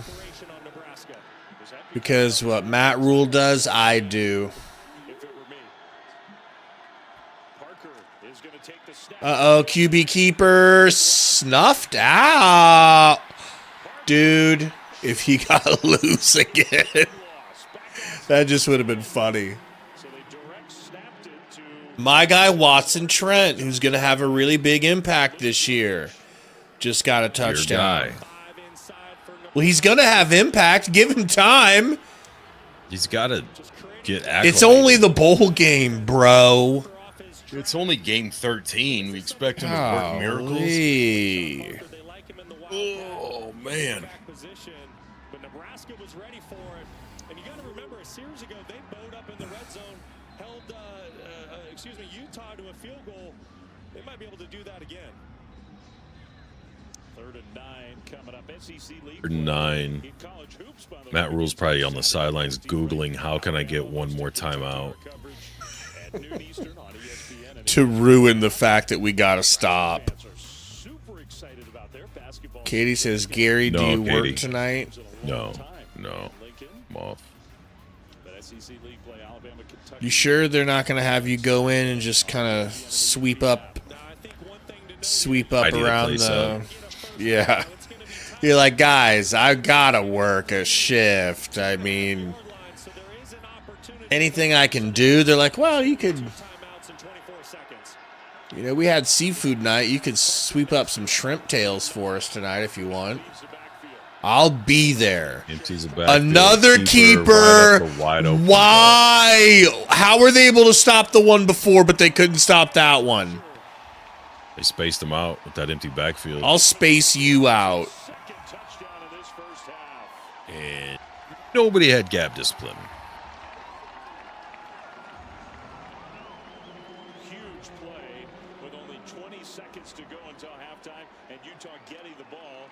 So outside of Sayer Wright, no one can cover. And even when he's covering a guy and holding on to him, he makes a one-arm catch. No pass rush. Can't stop the running back or the quarterback run. Other than that, man, I like what I'm seeing from the defense. Other than that, they're doing everything right. Look at this play, guys. If you want to get nitpicky, but...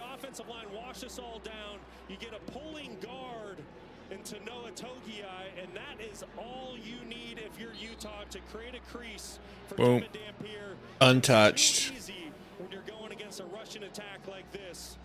Look at those guys. Look at that D-line. Like how many guys are laying down when he runs by. I'll lay you down. I'm going to turn it over to you, and I'll be back. Yeah, I'll read the chat. I apologize to you also, by the way. I'm sorry to leave you like this in a game like this. Oh, dude, it's real upbeat, positive energy vibe going on. But that's perfect for you. Better. I got it. All right, man. Just text me if you need anything, okay? No, I'll manage.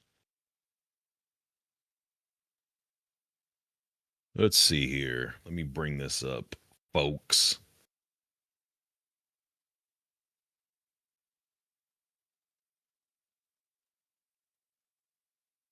I'm just going to turn you down so I can hear when you come back. Don't text me.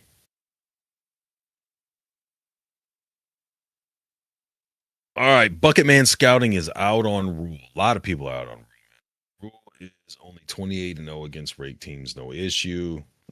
Rule said the D-line is on him and Phil Snow is calling the plays. Sees her husband Gary wears his band. He's a real man. Well, you know. The tackling still sucks 100%.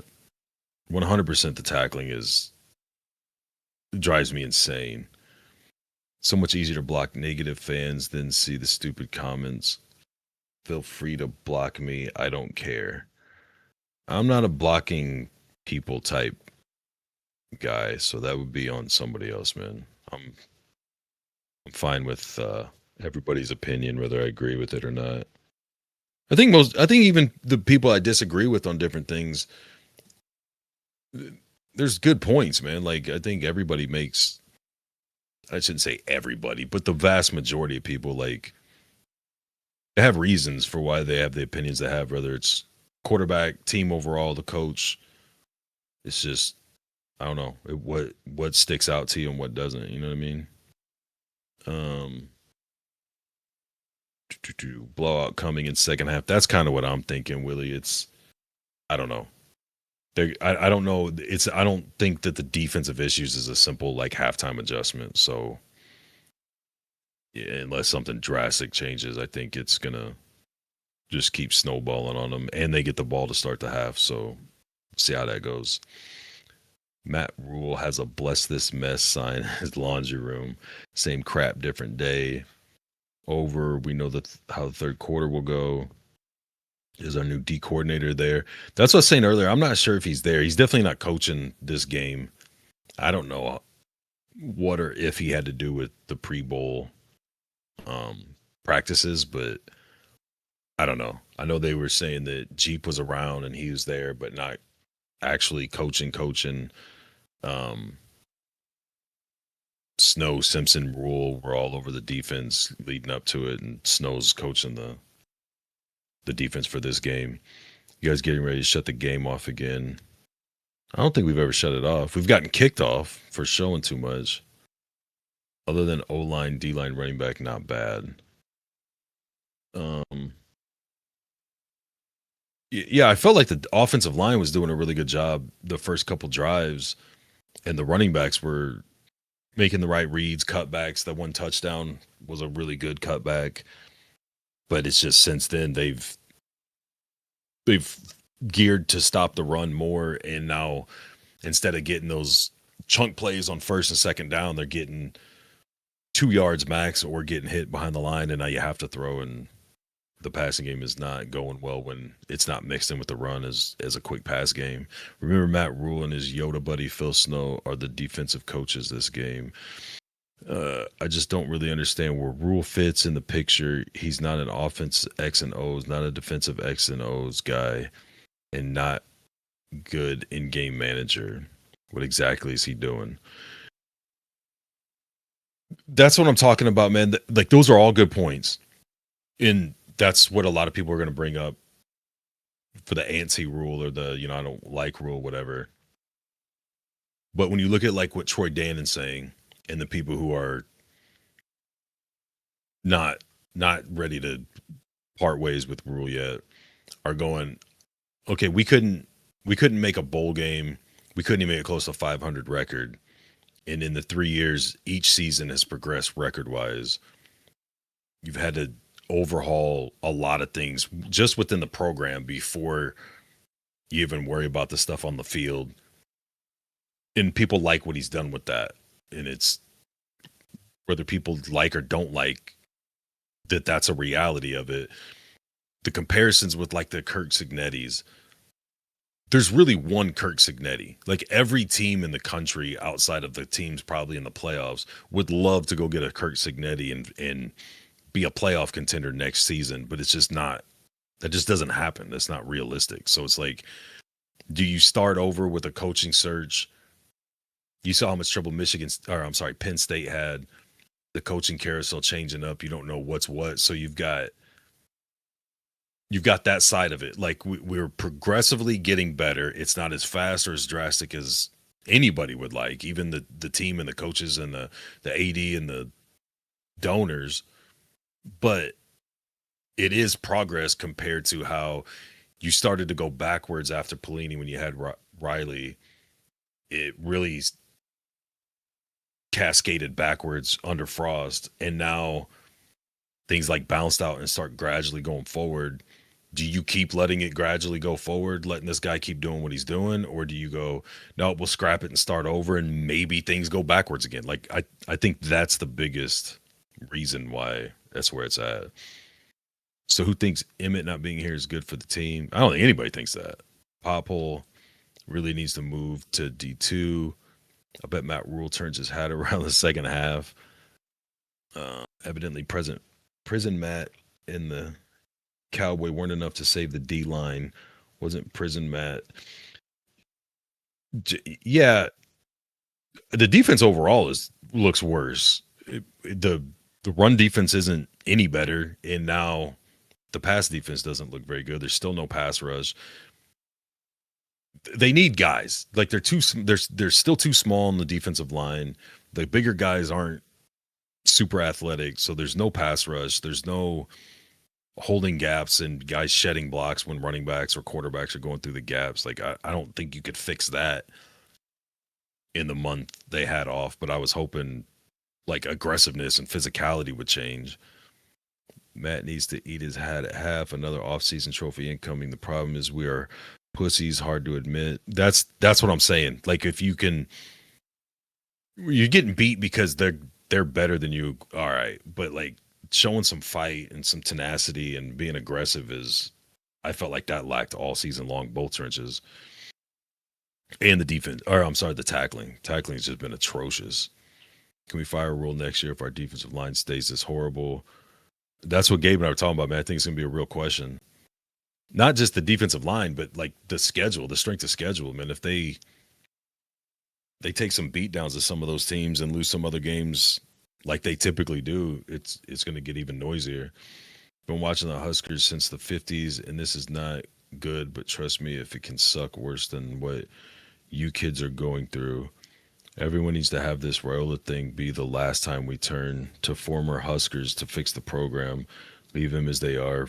Former Huskers, stop glorifying them. Yeah, I don't know about that, man. I think if a player's good, whether he's a legacy or not, like if you're saying don't get a guy because he's a legacy, yeah, I agree. But I mean, he was the top-rated quarterback and a 5-star coming out. Like, I don't think he was sought after because his last name was Raiola. Papa will probably pop off like Ty Simpson did. Ty was garbage his first year. Ty Simpson? Oh, you mean, I know what you're saying. Husker fandom, come from the comrades, stay for the schism. The last year he improved so much, he was major dominant, not much worse than before. Same fans new year. Papa. Hey, we've made it to the depressing bowl. I don't know, man. It's, I mean, they were 16 and a half point underdogs when it started, closed at like around 14. Utah's better for sure. And if we say Utah's a better team than Nebraska, and that's Matt Rule's fault because he's been here for 3 years and should be better, all right. But regardless who the blame is, like coming into this game, having a lead for a while, being down 10 at half, like it does look like it's going to go to where they'll lose by the point spread. But I don't think there was like these big expectations. The problems we knew we had all season long or seemed to still be there. I would say the offensive line early on definitely looked a little bit better. We weren't getting production like that out of the running backs besides obviously Emmett. That's why Emmett played so much more. But the run game looked decent off the get-go. I'm a little disappointed with Holgorsen not. It seemed like once they started focusing on stopping the run, he got away from the screen and quick pass game. And Latif is kind of waiting for routes to develop and kind of falling into that same style that Raiola was doing most of the season. Like, I'd like to see him get some quick slants and crosses behind where they're stacking the box and putting so much focus on the run game. Judy was a big miss. We need him to be a dude. Yeah, man, he's been one of them. Watson Trent, led the nation, I think, last year in tackles. I thought he would be a lot more of a impact player, but he's just, I don't know. There's so many of these guys I don't know that he's as guilty. Like, I don't feel like Shavers does it as much either. And Singleton, I think, is our best, like, technical tackler. But I feel like everybody else just either goes 1,000 miles an hour, never breaks down, and doesn't have a good angle when it's time to tackle, or they just dive at people's ankles, and we see how that goes. The Royal family had one family member do something at UNL. Please quit calling the Royal family a legacy family. Why don't you like? What's wrong with legacy family? Like, his dad played here, so that makes him a legacy, just like Clark or anybody else. I don't know what you mean. No fans would have tarred and feathered Rule if he turned Raiola away to sign McCord. Yeah, exactly. So it's we have the benefit of hindsight. Like, we can look back and go, yeah, that was horrible, blah, blah. every time we like Gabe and I would talk, I'm like, dude, I don't want to keep doing Raiola videos because I feel like it's like view baiting or whatever. Like we kind of covered this, but any mention or any picture of Raiola in a thumbnail, those videos would blow up. Like everybody wanted Raiola to come, whether it was because of the ties or I felt it was obviously because at one point he was the #1 recruit in that class. He's a 5-star quarterback, which we have never had. Like it seemed like the clear cut. I mean, Georgia and Ohio State, everybody wanted him. He committed to Ohio State. He committed to Georgia. It wasn't like it was a 3-star or some low-rated guy that's like, well, maybe if he develops, he could have a high ceiling. Like it was a collective. Everybody was like, this is, the quarterback in that class. I don't think anybody was like, nah, he's a bum. I watch his tape. He's not going to pan out. People just want him because his last name's Raiola. I think it just didn't work out. Husker fans go into mourning and blame the coach when Huskers get beat by an obviously better top 20 team. Yeah, I agree with that. But to their point, it's the coach's job, especially when you're the style of coach that Matt Rule is, where to the point of the comment I read earlier, he's not calling the offense, he's not calling the defense. Up until about a month ago, he wasn't coaching any of the position groups. So if you're CEO, GM style coach where you're rebuilding a program and you're focused on establishing a culture and you're going after the right guys to go with the right coaches you have, that's on you that these teams are better than you still. That you're not able to compete with top 25 teams. I get both sides of those things, man. To me, Holgorsen is just as disappointing as our D coordinator. I'm not completely off the Holgorsen bandwagon. I think Raiola as your quarterback, that style goes against what his coaching style is, but I'm with you, man. Like I'm super disappointed. I thought the offense would look way more explosive, get the ball in the hands of the athletic guys a lot more, and it just turned into Emmett Johnson whenever things worked and having Raiola stand in the pocket forever waiting for these long-ass routes to develop.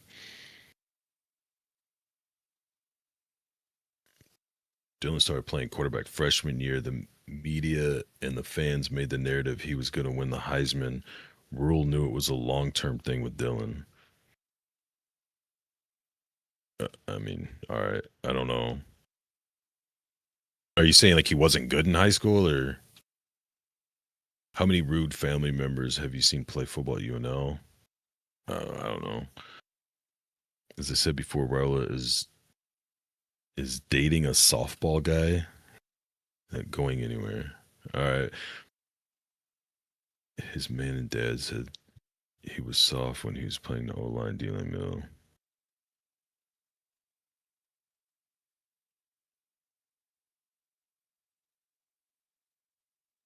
I don't know I know the narrative's turning towards Raiola more, but based off of what you guys have seen since the USC game, not team overall, just individually, Latif's playing, his style, his poise, lack of, if you think that, his whatever. Do you feel comfortable? Obviously on Friday, they're going to go after at least 2 quarterbacks. Like they have to. Gramstad's gone. Devia's transferring out. He's the only scholarship quarterback we're going to have. Do we feel comfortable if he's our guy going in? Do you think they should approach it like he's the guy and they need to get depth at the quarterback position? Obviously, you want competition. Like I think that's a foregone conclusion. But if you're the recruiters, if you guys are the ones picking who we get next, are you trying to go get, like Holgorsen said, the best available? Are you trying to go get a guy that you think fits that system that he wants to run better? Or are you thinking like, no, Latif's the guy. We just need to get some depth so that if and when he gets hurt, especially running quarterback, we've never had a running quarterback play an entire season. Like, what's your guys' thoughts on quarterback play going into next year? King State with Mickey Joseph.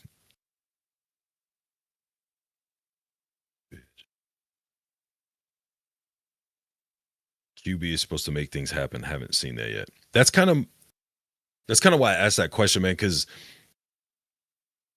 when Raiola was taking all the sacks, and whether it was the line, him holding the ball too long, whatever the reason was, one of the big arguments and one of the big things we heard along with get him out, put Latif in, was at least Latif can run, and when the pocket breaks down, make things happen, avoid taking so many sacks. UCLA, I thought, is, and that's, it's UCLA's defense. I haven't seen that yet from him. I haven't seen like explosive run plays. I haven't seen him doing crazy stuff in the pocket to really avoid sacks. I know he's banged up in the Iowa game, but it's like, I feel like he's faster than Raiola. Obviously, I think everybody in the chat's faster than Raiola, but I don't think his accuracy is there. And I know Raiola had his accuracy issues at times or whatever. I thought that had a lot more to do with the pressure and him being uncomfortable in the pocket. But I don't know that the athleticism of the legs part is what anybody, even the people who wanted Latif to come in, was expecting we get from him. NU needs a complete overhaul. Rule got a contract extension for no reason. Boulder, Colorado, and Lincoln, Nebraska have a lot in common when it comes to their head coaches, marketing over performance. I mean, I don't know about that, man. I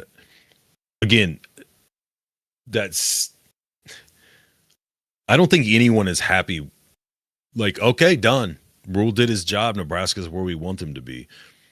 They're a lot better than they were under Frost. Like, so that's what I'm saying. When you're talking about an overhaul, do you have a coach in mind that you think would come in and within 2 seasons you're playing for a playoff?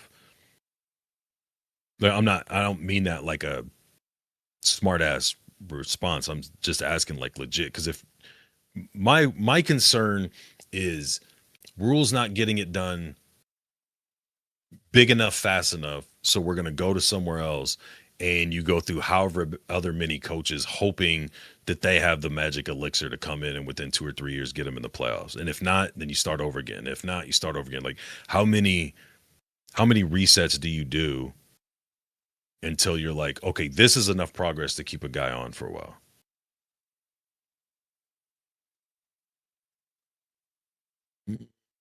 I lost track of where I was at. Sorry. I do agree we don't seem to be putting TJ in the best position to succeed. He seems to be coached so conservatively. He's way too risk adverse. That's where my disappointment with Holgorsen comes from, because the first couple series of this game, when you were mixing up the run with the screen game and the quick pass game, the offense had a good flow to it. He was able to roll out, hit some throws on the run. He looked comfortable. I don't feel like he looks that uncomfortable, but I feel like when you get into these 3rd and longs, you want him to drop back, stand in the pocket, and let a play develop, which I understand. You got to try to get a play past the first down marker. That's Nebraska's offense weakness overall as a whole. Like, the offensive line can't protect that long.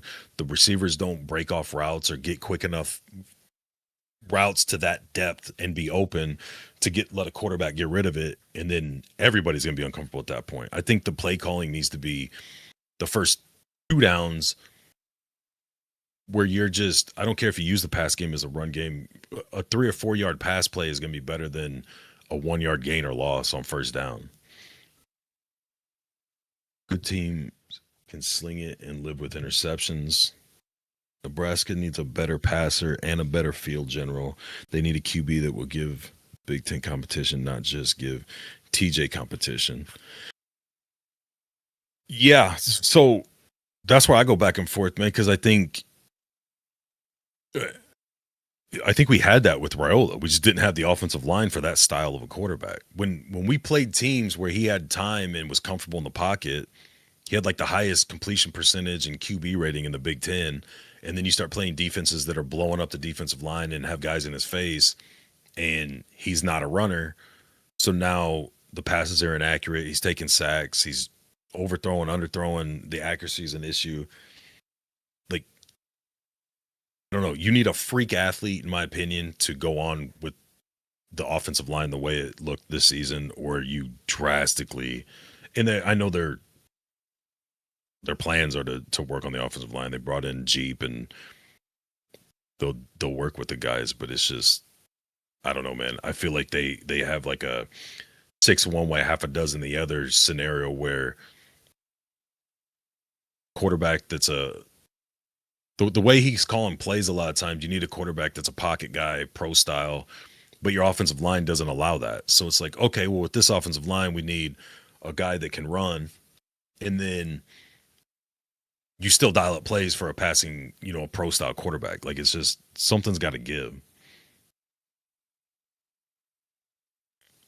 I was born outside of Grand Island in 1957. I went to my first game in 67. We aren't seeing the development on the line. No, not at all. And I think that's why we have to, we're going to have a new defensive line coach, and we have a new offensive line coach, and we have a new defensive coordinator. Like, I think one thing that gets overlooked a lot is how bad the tackling got.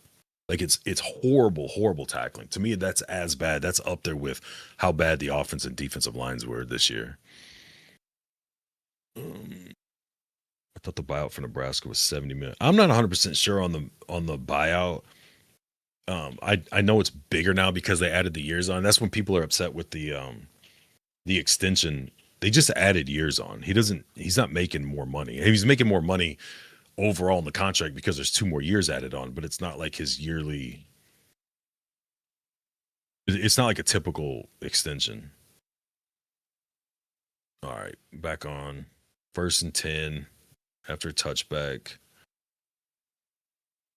I have no stream volume because Gabe's out, so I'm just watching, not hearing. All right, Gary, rambling around for days. Pressure was decent. Ooh, we almost got from behind. So at least they got some good pressure on the quarterback there, but see if they can maintain it. Are you back in here, dude? Country, and then they give up 210 yards through the air that first half. Head coach Matt Rule told me his defense is doing a great job up front, limiting Utah's. Sorry, my headphones are off. Oh, you're good. I thought you were back. But he said that's been a huge difference. His final message: they're making plays, we aren't. We have to go back and find that mojo and that momentum that we had in the first quarter. All right, 2nd and 10.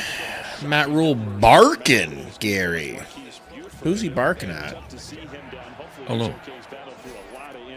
Did you see that last play? Or the kickoff?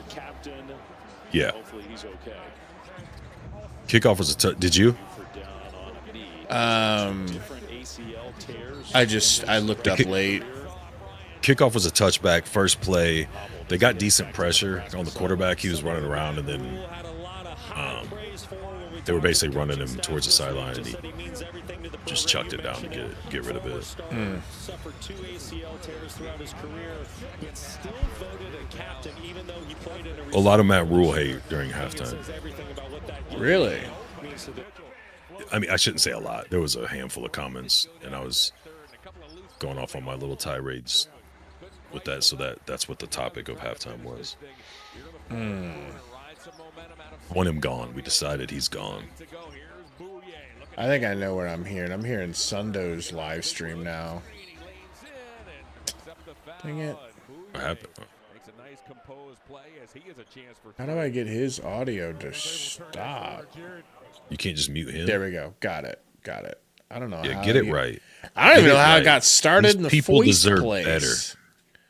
They do.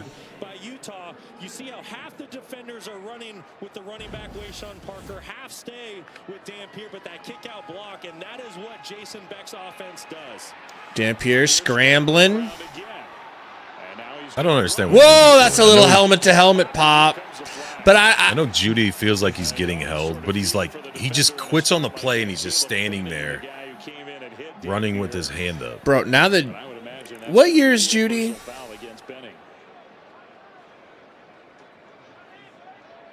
Senior? After play, personal foul, late hit with targeting. Defense number 23. The previous play is under video review. Either way, Judy's been dog shit, to be completely honest. That was brought up during halftime, too. Absolutely dog shit. That's not targeting. No, that was like... It's almost not even a late hit. But why even lunge when you can slides tell he's right going in. down? And he starts lunging right at the same time he's about to slide. Look at that. He's already pushed off his left leg. Yeah. They got to change this shit, dude. If these quarterbacks are going to try to eke every inch before they slide, like, then you're getting hit. You're getting hit like a running back would get hit, or a receiver. Again with us, our rules expert. Brock gave a good explanation, I think, laying it out. What do you see on the play, Jerry? So I can understand why they have the flag, and I can understand why they're looking at targeting. I don't love targeting because the player is sliding, so yes. After video review, there is no foul for targeting. Just a personal foul, 15-yard penalty added to the end of the play. No, I still get to 15 yards, damn it. Yeah, I totally agree with replay not putting targeting on this. This is good. The indicator is he's not attacking. The defender is actually trying to slow up also. You know, it'd be better if he had his head up and everything. It'd be good if he didn't hit him. But, you know, all right. It was a late slide by the quarterback, so very happy they didn't put targeting on this. I'm with you, Jerry. You're right. There really is no indicator. And like I said, I don't think that he intended to do that. It seemed like Benning was trying to pull up. So I'm glad the targeting was taken off. Ooh, trick play. They get it to the running. Well, they had him out. What a defensive play. By my guy. Wow. His name is Marshall. Oh, yeah. That's what I do that in my sleep, Gabe. Of course. Of course. Your wife tosses a juice pack to your daughter and you dive and I knock that shit across. Knock it out one-handed. I mean, it's just natural to you. Right up the gut. Parker. Then he dives at his ankles and he gains another 5 yards after that. Man, dude. Is there enough money in the budget to have a grade school coach come in and teach these guys how to tackle?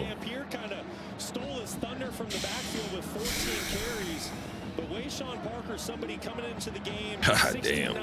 Shy of 1,000 for the season, averaging 7 yards per carry. Somebody that I expect Utah to get. That's your boy Snow. Let it snow type shit. Dampier with the keeper.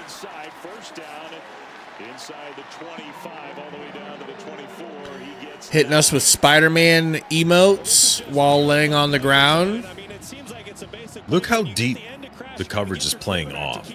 And then you get 2 lead blockers out here on the outside. Once again, you are cutting the defense in half for Nebraska. You are not allowing. I don't understand how they're gouging so many yards on these run plays. If you're playing that deep off, you can watch the backfield before the receiver's even within 3 yards of you.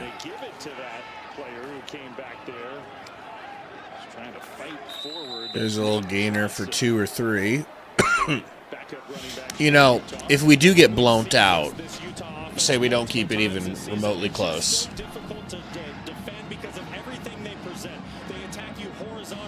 It's good for teaching in the off season.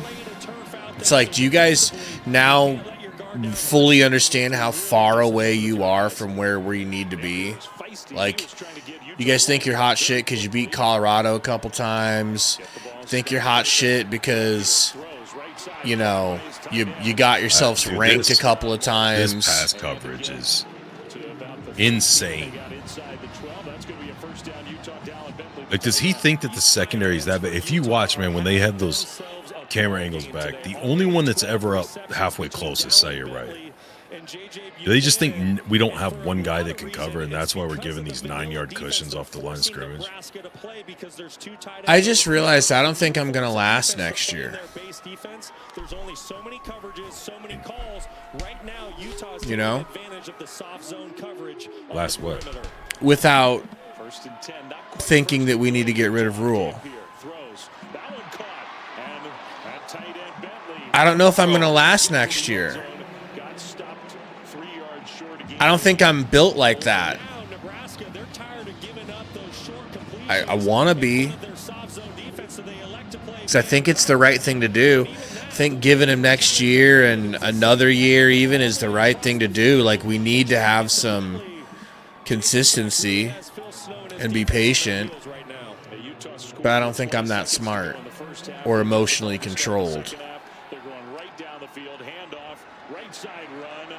As they just muscle through our guts for another tud.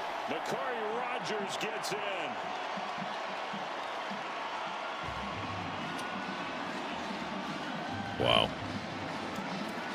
That's about as bad as it could possibly be for the defense. Every single thing works.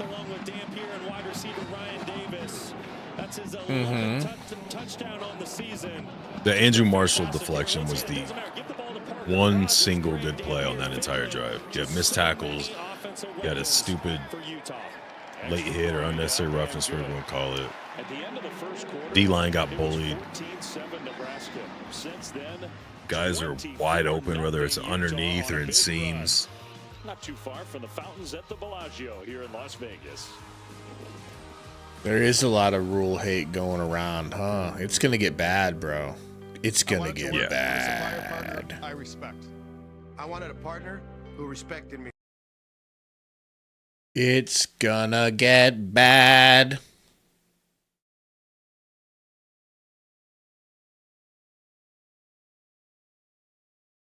Going to be rough.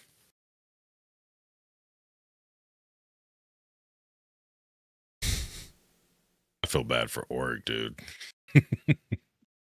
This defense is dog shit. Your best guys are going to be gone. Dude, and you're going to play. How about Hartzog? How about Hartzog leaving? I'm fine with it. No, I'm fine with it. It's like, where does he get off? We gave you a drone show. We made drones in the shape of you. After all of the blown plays you've cost us touchdowns on. We've always had your back, and now you're going to go look for greener pastures. If there was anybody who should just stick it out with Nebraska, it should be Hartzog. I was shocked by that. I was surprised just because he's been here for so long. And then it seemed like, I don't know, I just got the feel that he could have come back, but they were like, you already missed this much. You can get a redshirt year, bring him back for a season, and then, yeah, that's cool. Just not here. Mm-hmm.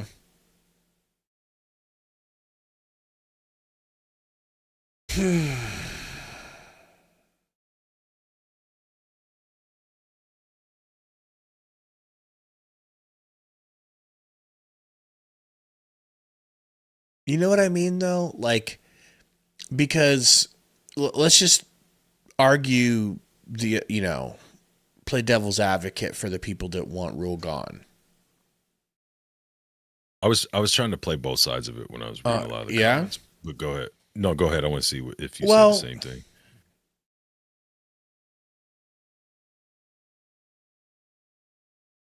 I thought year 3 would be better, but I do still feel comfortable with the concept that in the Big Ten and with Nebraska's mess, but let's just say in the Big Ten, it would take 4 or 5 years to have that year 3 pop. I still feel comfortable with that. So I'm not blaming him for not having the pop. However, I did expect to be further along in 3 years. And with the negative momentum in recruiting, I feel like our recruiting has never been, like, I feel like we are in the danger zone with recruiting, where all those gains we were making, where things were starting to get pretty good, you know? Ooh. Now I don't feel like we have any of that momentum, and I feel like it's going the wrong direction. How so? Like, we still have like a top 5 recruiting class for next year. How? Right Because I saw people back out this season for next season and people leaving the program and stuff. I haven't seen Rule lose people to the portal at this rate yet, and recruits at this rate yet. And I feel like once next year happens and it's in your face that we are What do you mean regressing? You talking about like Raiola leaving? Yeah, Raiola, Davia, Dayton, Dillon, Jamarian Parker, all the players we're losing. I feel like that's had an uptick, and I feel like it's going to get way worse if we have a stinker of a year next year. Way worse. Yeah, I don't know if I agree with. I mean, you're right. What you're saying is true, but I mean, to me, they intentionally are letting guys go and intentionally signed a very small class this year because they want to go portal heavy. No, especially knowing what they have coming in 27 class, which, like I said, as of right now, if those guys don't start decommitting, is a top 5 recruiting class. So you don't need to bring in a bunch of developmental guys when you already have one of the youngest teams in the country. You need to bring in portal guys. You need quick fixes in mainly the trench areas, but now you're going to need it at depth spots.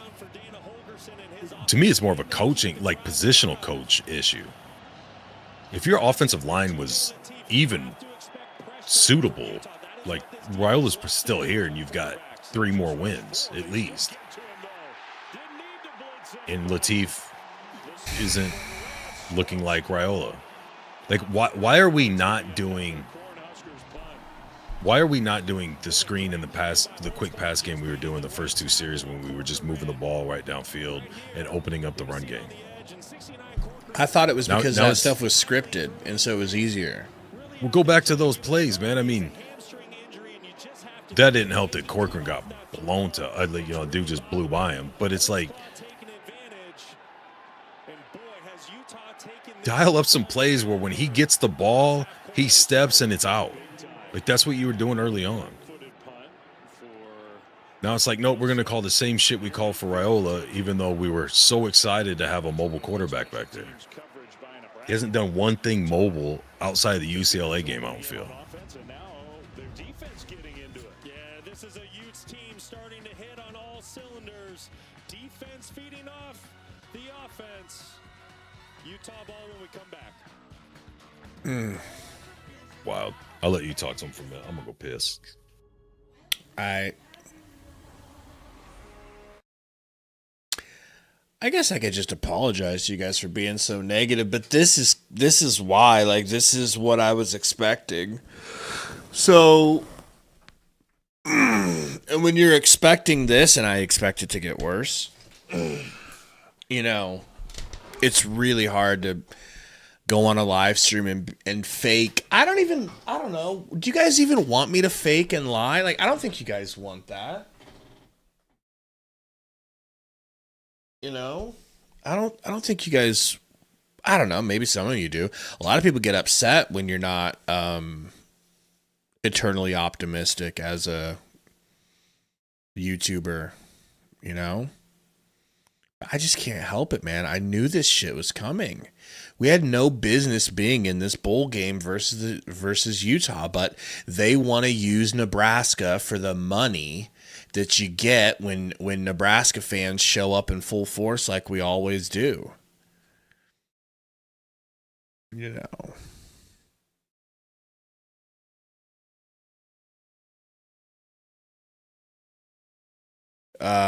Kat says you predicted a 55-13. Well, we got one more point than you thought we'd get.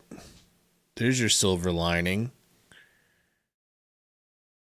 Yeah, Corcoran is terrible, Brandon. I don't know. I mean, our whole offense, I don't like anyone really on the offensive line outside of Rocco was nice. It's kind of it. Hopefully we get Pritchett back and he's a year better next year. Obvious says fire Rule now. Guys, help us out one more time. I mean, we're kind of shadow banned, right? So it's not, I'm not even blaming you guys for not hitting the like button. You probably have hit the like button. But we got a little shadow ban from my other channel that's bleeding into this one because it's on the same account. So just hit the like button if you haven't. We appreciate it. Not that there's anything to like.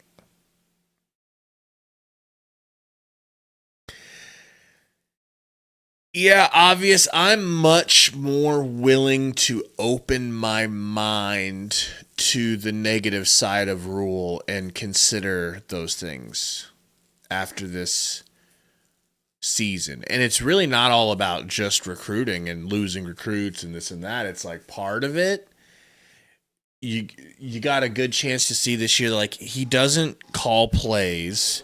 He's like a CEO that's not great with clock management and timeout management. You know? Why GBR? Yeah, that's true. Looks like they have a backup QB in now. Who carries on first down and gets 5 yards. Or they just ran their other guy. Dampier's back out there. Looks like Jameer Khan.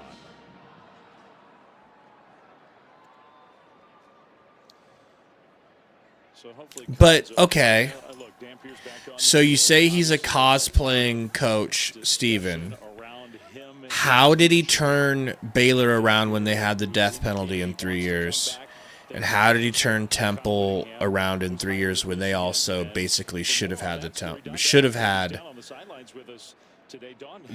basically had their own version of the death penalty, just a natural death penalty of no one caring about them?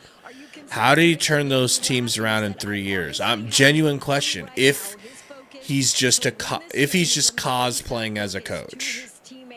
And he also said he's going to sit down when he gets home, weigh all of his options for his future. So, Flim, not a yes, not a no.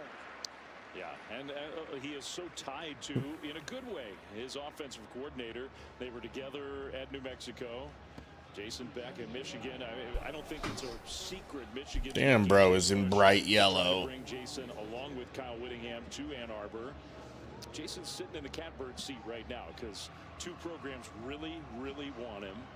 It's nice to have options, right? and you have to understand. We came back. At New Mexico a season ago, and then here at Utah, we're up 2 tutties now. Offensively, you know, you could understand why on both ends, why Michigan wants him, why Utah wants to be able to retain him. And that's really been a big part of the conversation this week here in Las Vegas. Ficklin keeper for Utah first down. I think Don can add to that as well. Don? I can. I also asked him if Jason Beck's decision to stay or go plays into his decision. He said, hey, there's definitely... Oh, man. He took a chance on me. He's always believed in me. Working with him is a blessing. But I also know that I have to do what's best for me in my football future. Okay, they hand off to the quarterback. Another trick play, deep throw. Marshall's going to get a flag and a tutty. They're just having fun now, bro. They're going to say offensive PI. That's clearly offensive pass interference. I didn't realize I was muted. Yeah, don't make that mistake again. Grabs him by his pad and pulls him down. They're both grabbing, but he just pulls him down. I don't know, dog. That. Oh, that's cool. You can do that? You don't know about that? Okay, I guess there's a little it just doesn't seem Dude, like he has his hand. They both grab him, but he stays a hold and pushes him down so he can catch the ball. I don't even think it was an acting job. I think it was just he was already kind of leaning that way, and he had him grabbed. Fell and yeah, and so when he let go, it was like pulling the chair out from under him. Don't worry, they'll get this first and 25. Play action no problem. real quick. Nice D. All right. You know, the thing that's really impressed me with this entire Utah program, whether we're talking about Jason Beck, David says the first effing thing that needs to go is the podcast. throughout the preparation, yes, there's a lot of unknowns. There's a lot of opportunities out there for these players. You know what he's talking about? They put their mind and focus on the team first. Yeah, a lot of people keep saying that. Like, do we think that he's doing podcasts and not coaching? Is that the reason? Don't play stupid. No, I'm legit asking. Don't give us that Sipple Babe in the Woods act. You ain't Sipple and you ain't never gonna be Sipple. Looking off the safety. If Dampier doesn't look off the safety, he's not able to fit that ball in that window. Quick snap. Dampier in the pocket. Dampier dancing around. Got all kinds of time. Finds him. Finds him. Yes, that's why they want him to stop being a podcaster because they think it's taken away from his time coaching. Excellent awareness of where you are on the field, getting those feet in bounds. Huge pickup for the Utes. Just like people get mad at athletes who play too many video games and they're like, stop playing Call of Duty, stop playing 2K, stuff like that, you know. Your thoughts as the expert on the channel?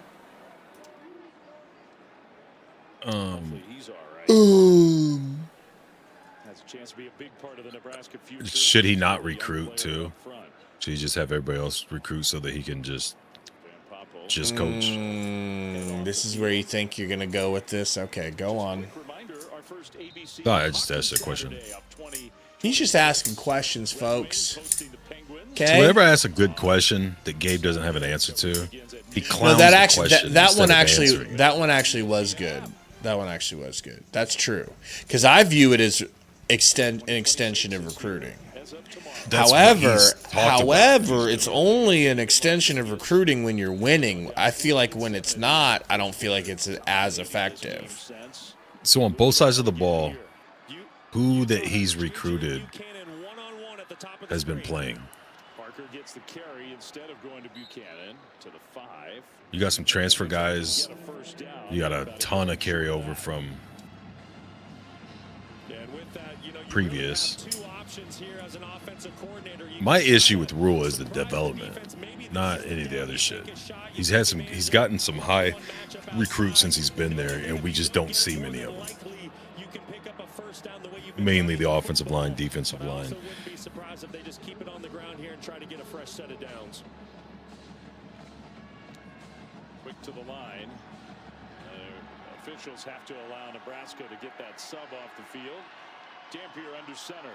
Now, if he's going to take all of his podcasting hours, oh, come on. Was that Shavers? I was right. That was, yeah. If he's going to take every second that he normally would podcast and he's just going to work on tackling with the team, yeah, I'll take that.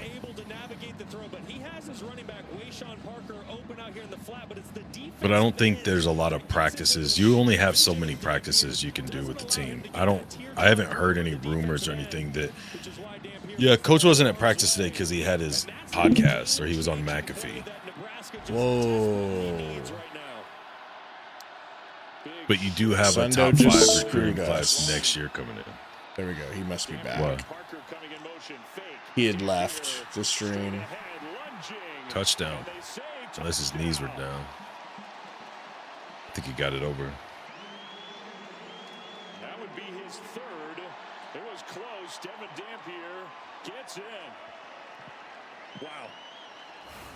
Performance by Dampier today. Let's make sure that he gets for that knee. Easy. Does it matter? Because they're going to get it on the next play anyway. So just give it to him. Well, he got it. Yeah, he probably got it. Crosses the line. His knees aren't down. I'll put your knees down. I think the nose of the ball got there. That's what my first initial reaction says as well, Flem. Just a great block by the center, Jaron Kump, to get Dampier through that first level. See what I'm saying? Like, he does kind of tuck it back a little bit, but I do think the nose of the ball does get over. I think it's one of the closest photo finishes possible, but technically. It's more just what Jerry sees with all of his years of officiating. Are we seeing it right? Dave, we are. You know how hell is The ruling on the field is a touchdown. supposed to be like fire and brimstone and stuff? I think while you're in the fire pits, they make you watch a bowl game of your team getting their back blown out that never ends. And every time you look at the clock, there's 5:56 left in the third. And you're like, but we're down 40. Why isn't the game almost? And they're like, no. This game won't end. This is hell. This is hell. Are you familiar with the concept of agony?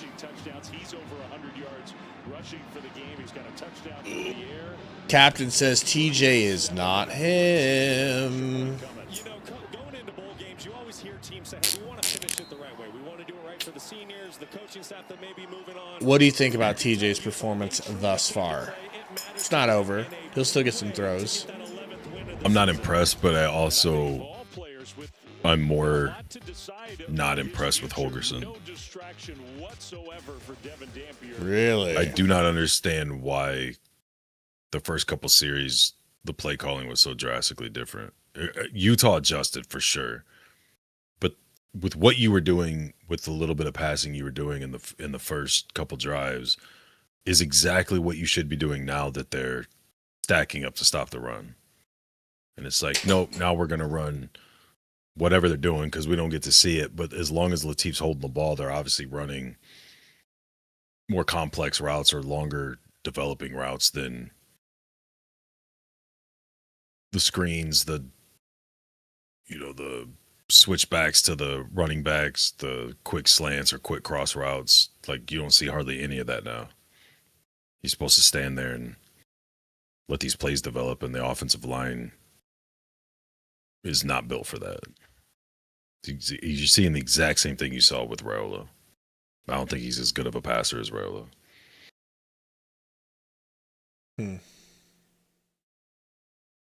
Like, start the play out with him rolling, for starters.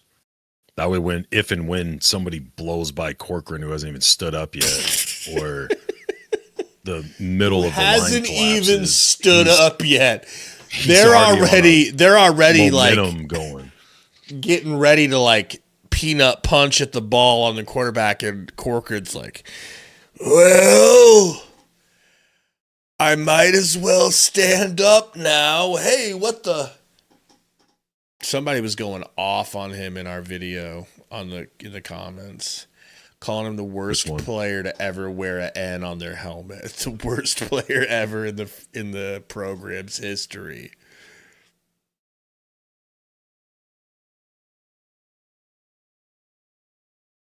I got a really unpopular opinion. Oh, yeah? Yeah. Let's hear it.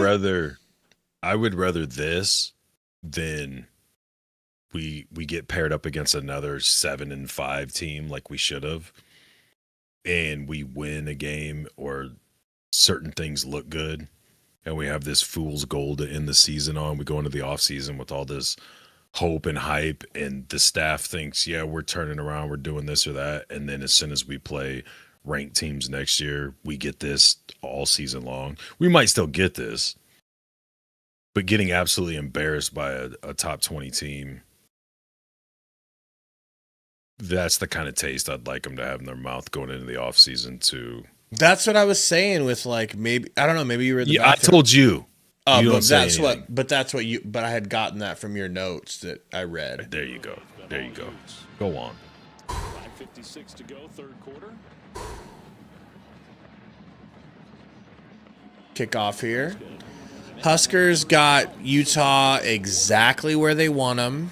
right where they want them. Okay, if I'm being completely honest, I feel bad for Utah right now because they're about to get cooked by Latif, and they don't even know. Yeah, they don't even know, bro. We know because we're experts. All right. Oh, baby! Make this game end! That's how I really feel. But I ain't gonna say it out loud. It's almost impossible to believe. It's really hard to put your finger on it too. Latifski. There you go. A little roll from the snap. Boink! And then you only take a 4-yard loss. You think back to some of those Baylor teams, really good football teams, but that has been an issue. Matt Rule has yet to win the big game, especially at Nebraska. Yeah, they're going to have to go after a starter or two in the portal. Hello, Aiden Childs. How much? Consider it done. I said a starter. I'll start you. Really expected to take a big leap, and 7 wins just isn't enough. I think they were at least hoping that today could be Oh!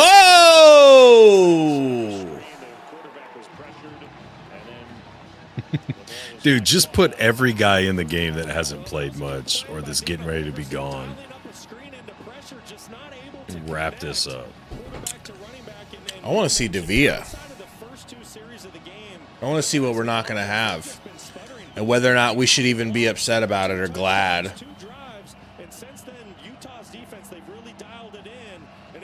That's what I'm saying, not so grim. I'm not saying there isn't a better option than Rule. I don't know who the better option is that's a realistic get. If somebody could convince me, like, dude, if we got this guy, he could do that, I might be like, okay, yeah, you're right. But if we're just saying going from the longest bowl drought to back-to-back bowl seasons, a game improvement each year isn't good enough, okay, I can get on board with that too. But what's going to be a bigger improvement? Not just, we'll figure it out. We'll hire some random guy or a hot name and then figure it out from there. Like, what would make anyone like confident, like this is the guy that could do it? Because I don't feel like there's a lot of that. I feel like it's just, he ain't the guy, go. Get him out of here. Okay, well, there's a really good chance you end up with a worse option. There's a decent chance you end up with the same type of option. It's pretty rare. If Urban Meyer calls and says, hey, if you get rid of him, I'll slide through, then you do it. But that's not going to happen. No, that's what I'm saying. Like, realistic. Hey, it was a good throw. In the dirt. He didn't catch that. He didn't. I was told, and it's been a few weeks, so correct me if I'm wrong. This dude was infinitely better than Raiola. I was told the same thing. I'm waiting patiently to see it is all. He looked pretty good against UCLA, but when we played other defenses the same quality or even higher ranked than UCLA, Raiola looked really, really good. Actually led the Big Ten in a lot of passing categories.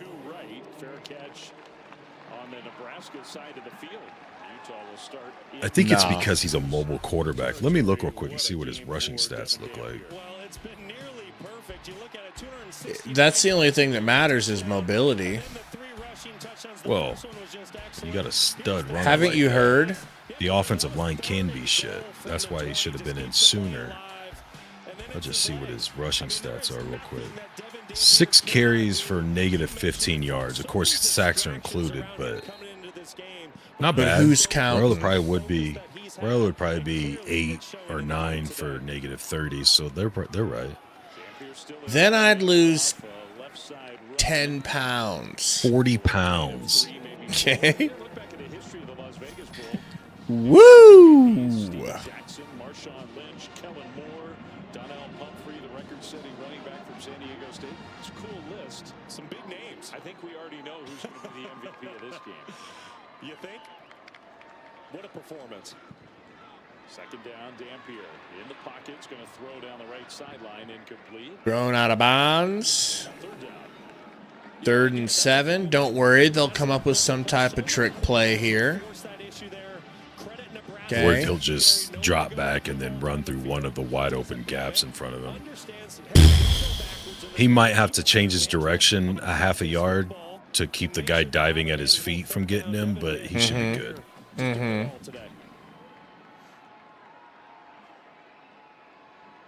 Parker leaves the backfield, 3rd and 7. Dampier is going to run it.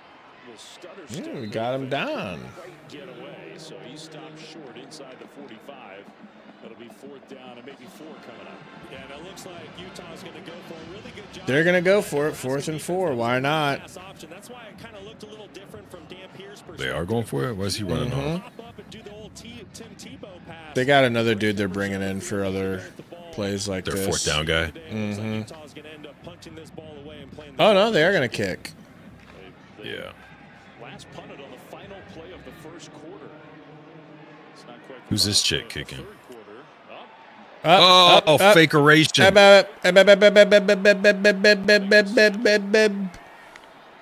They're trying to draw him off sides. And Nebraska stayed disciplined. I like that. Good job by the coach. Not against Nebraska, you don't. Bad idea from Utah. 4th down. Can we be Utah fans next year? Pick up a fresh set of downs. Why wouldn't you do it? What are you talking about, dude? Next year's Nebraska's year. Credit, stayed disciplined, didn't jump off sides. They had a Can we forfeit next year? as his defense coached up, and Utah going to put the ball away. Ryan Phillips and his hair on the field. Great flow. You won't be shocked to know another All Australian. right, here's the actual punt here.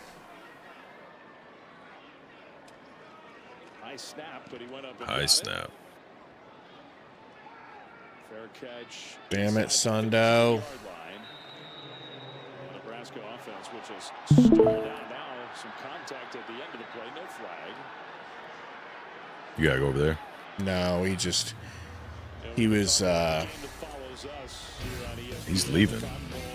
yeah, I think he's going to probably just leave it on for us to keep our cameras. Oh, is that game over? Well, it's got to be, I would imagine, getting close to be.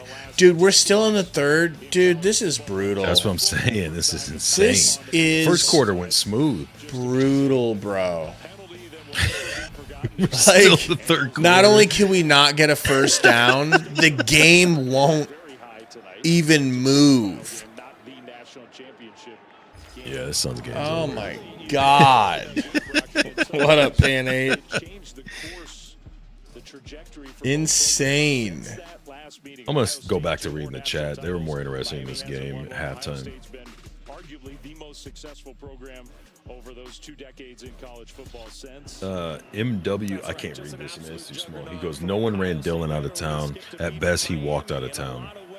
And Somebody said waddle. he said, and stop to pick up a cheesecake. Talking about Hey, we cheesecake. got a first down! Hey, we got a first down! For Nebraska and a much needed first down. Oh my gosh. Across the 30 out to the 36-yard line. Really good start to the drive for Nebraska, and this is what they needed. Their defense finally got them a stop. Good start to the drive. I like this play call by Dana Holgerson. At some point, you got to get your young freshman quarterback comfortable, back involved in the game, calls a guaranteed completion. Good start to the drive. I mean, they've gone 30 minutes of game time without a first down. Oh, man. The chat's pretty. Straight ahead. That's what you were seeing on those first What'd he say? That's what Nebraska was doing almost at will. A Utah player hobbled Elijah Davis. Look at He's this. going to hobble his way to the sideline. Scooby Davis, excellent player for Utah. 2 pick sixes on the year. Boy, it looks like he's in some pain. The junior. I mean, to put this in a little bit more perspective, and it's not an excuse by any stretch because there's no excuse for the reason why, but Nebraska should not be playing the 15th ranked team. Handoff left side. Just No. For Makai Nelson. Like, we got the break speed off us by Minnesota, Iowa, and Penn State, who are not top 20 teams, let alone a 15th ranked team, and that's who we get in a bowl game. Thumbs up for him. 3rd and 3. Yeah. But you should be a top 25 team at this stretch, and you should be able to relatively hold your own against the top 15 That's team. also true. And you can't, and you aren't. Back at the line of scrimmage, maybe a sack. Lost, looked to me like maybe a half a yard or so. 4th down. Well, and this is just a true I'm hanging on by a thread with Rule, bro. Hanging on by a thread. All right.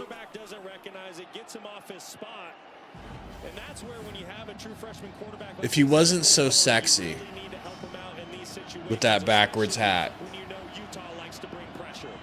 Add that on to the weight loss. Oh. You know? Latif pass deflected at the loin of Squeamage. And Utah's defense comes up with a stop. I think Holtzclaw's the guy who knocked it down. Yeah, and that's unfortunate for Nebraska fans. Was that 4th? No, that was 3rd. Great play call and design by Dana Holgerson, but once again it's Holtzclaw. You know, maybe he could have used one of those Fatty Mahomes sidearm throws to get it there, you know? On the edge and Holtzclaw getting a hand on the football. Otherwise, that's going to be a 1st down, Nebraska. Morgan Scalley's defense has played really well as this game has gone on. Frustrating for TJ Latif. Dampier play fake, throws. Caught by Davis, right sidelines, inbounds for a positive gain and what will be the final play of the 3rd quarter.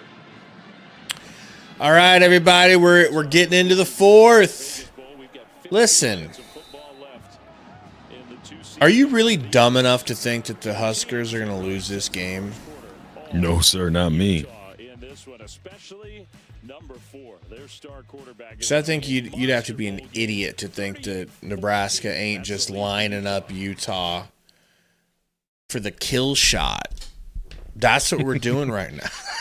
He said Nebraska Tunnel Walk song should be changed to Living on a Prayer for next season.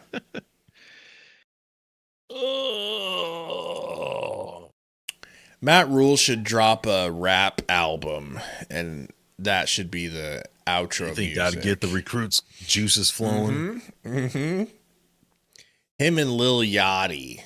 Just every track is Lil Yachty.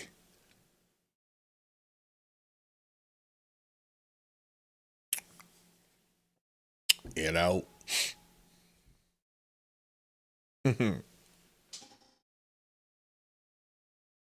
MWI says Jamal Lord or Latif. No, everybody loves Latif. Everybody hates Fatty Mahomes. He's the guy. He should have been in there against Michigan. We would have won the Super Bowl this year if we had started him from the start. Don't you see? Hey, did you see that Dittman had a video that was like, I didn't get a chance to watch it yet, but it was about the potential, like, is Dylan coming back? No. I was a little disappointed in you personally that you didn't find that story and tell us to run with it. You little fiuck.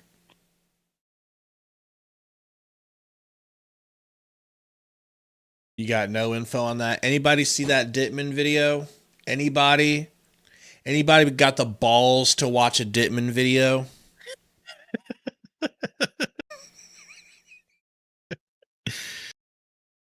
He said he isn't. Okay, so it was kind of clickbaity. Okay, got it.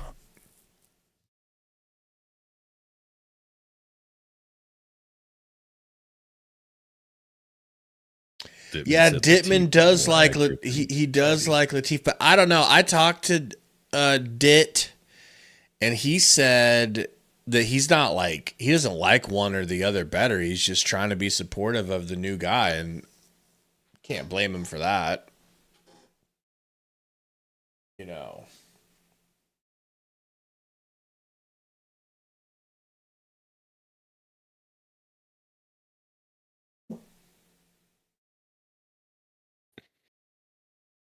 We need to have a House Rules BRR crossover. I think it's really hard to fairly judge any of these quarterbacks with the offensive lines we've had. Look at Adrian Martinez when he went to K-State. Yeah. That's what I'm afraid times 10 is going to happen. It's going to any quarterback that has to play with this line can go almost anywhere else, and they're going to look noticeably better. That's why it absolutely baffles me in the Big Ten of all places that there's been this long. That's more disappointing. We've been in the Big Ten for this long and haven't figured out trench play. That you've got to get the trenches buckled down. There you go, right? On the play. Really nice job by Javen Wright, just diagnosing the play, not hesitating, triggering, beating the point of attack at the line of scrimmage.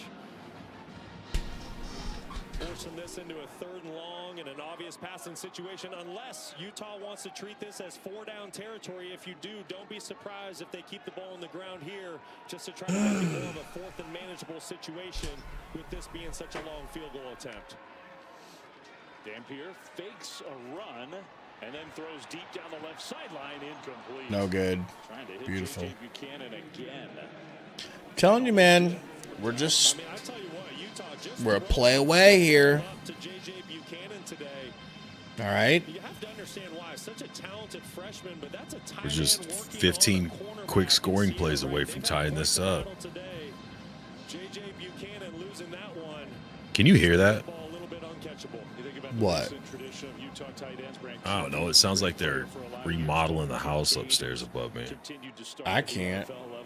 J.J. Buchanan's got a I bet you they fake this. Why wouldn't you fake it? He's like a Swiss Army knife. He's that chess piece that every offensive coordinator wants No. because it creates matchup issues for a defense. Good punt, good coverage. Utah special teams comes through Wow. and pins Nebraska inside the 5-yard line. What up, Sundo? Sundo, to have Sundo jump in here, it'd be a little more interesting than this game. What's better than a Friday with football in the middle of the day? Rice, Texas State, Navy, Cincinnati, Wake Forest, Mississippi State, all Friday. He's all probably on ready to. on the app. He's probably ready to slide into some video games at this point. You do anything for New Year's Eve tonight? I know you're a big drinker. Definitely no. Nice run, Mackay. If there's anything that I've been happy about with this game, it's been that Mackay and Mosey looked good. You know? Holding, offense number 51. The penalty's half the distance to the goal from this common foul. Repeat first down. That hurts. Yeah, it does. No MWI, we would keep you far away from Matty Rule. And I don't really know about this call. Hold? It's a little Great. it probably looked worse to the official than what actually happened. But nevertheless, the flag Great. is thrown, and unfortunately, Nebraska's going backwards rather than building this drive off of an explosive gain.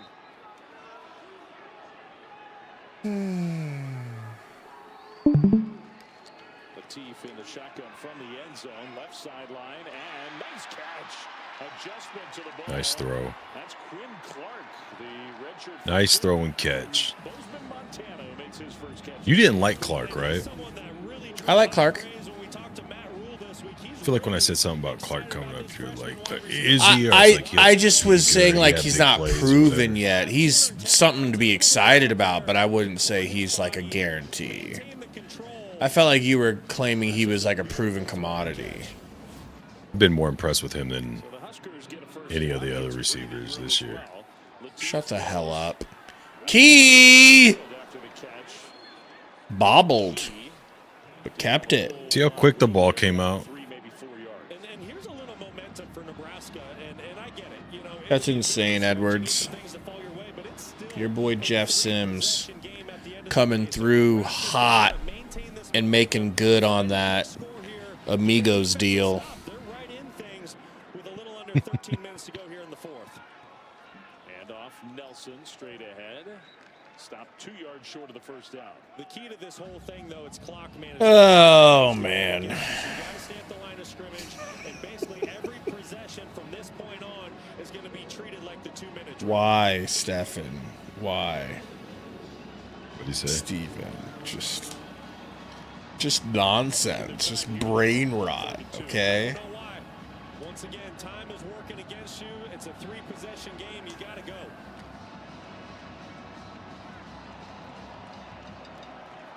Under center. Hand off to Barney. That's a nice little block. end around. Is that Carter Nelson? And that was Heinrich Yeah.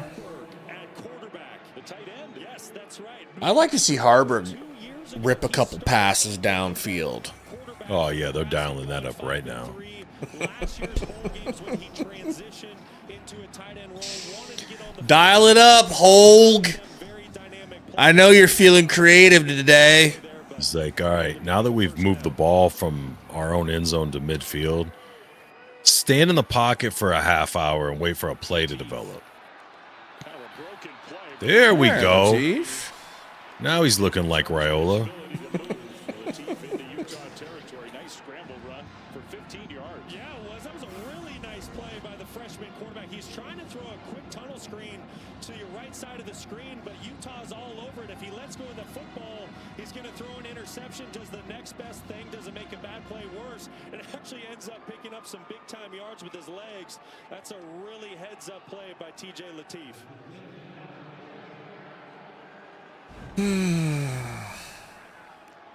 This The world. offensive line is so drastically different. 10. Lateef, here comes the pressure, got away. Oh.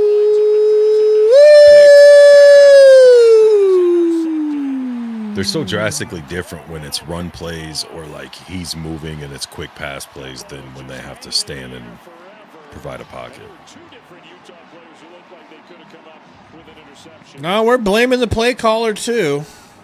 Well, that might have just That's, yeah. that Utah needed. Looked like a little bit of confusion on That throw from Raiola. That throw from Latifola. going up for the interception. As soon as he let go of it, it's like he didn't really plant his foot well, and I mean, that throw's got to be going out of bounds to where he's either Yeah. making a toe tap grab or it's incomplete. that's how you would have thrown it. Wow. You know, I would have broke that run for a touchdown so that play wouldn't have existed, but I get what that's you're true. saying. That's true. You do have breakaway speed.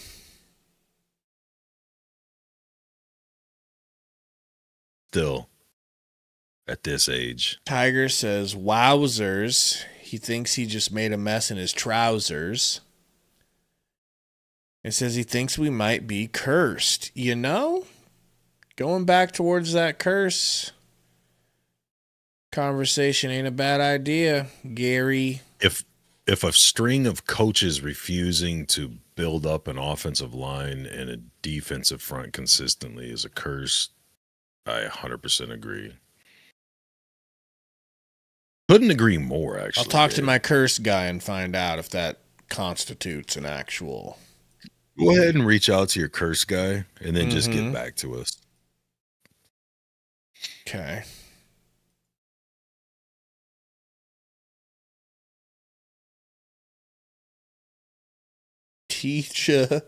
TJ Lyola.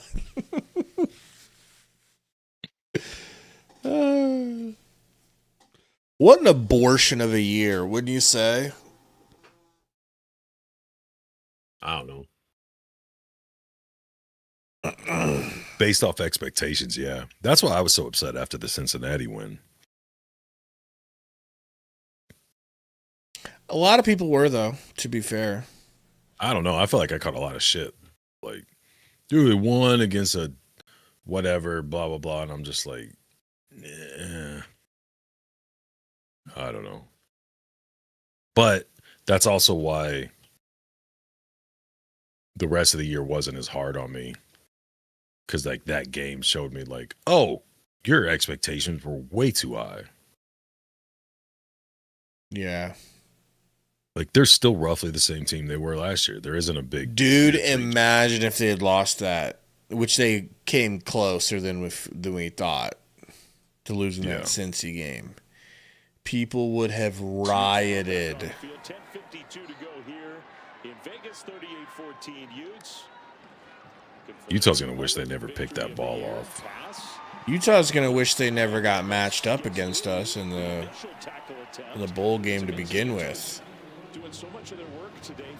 Once we get it going here, which we're about to. Just hang in there and hit the like button, guys. Okay? Nebraska's about to get it going. Nebraska's seriously, God damn it, I'm telling you, they're about to buckle down.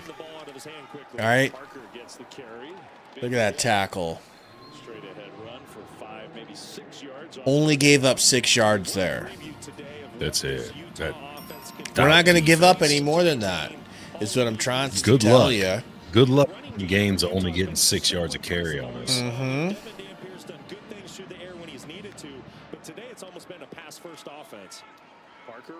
And look, that one, maybe Parker got another 12, 15 yards. But look, that's what we want from them. And they're just... They're wedging themselves into our trap even tighter, Gary. Our philosophy is to keep their offense on the field as long as possible to get them tired and wore down. And once they're worn, then we pounce. We're guns to pounce, folks. Yeah, we's gonna pounce hard. We're not ready to pounce yet. Not yet.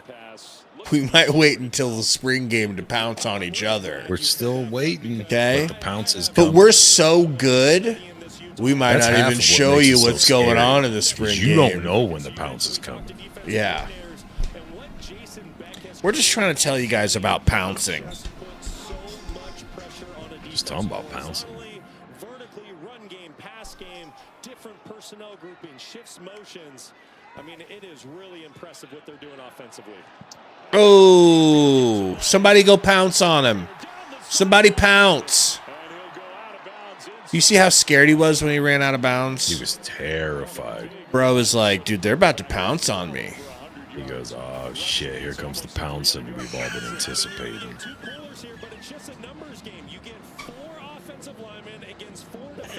Just imagine the delusion. Like,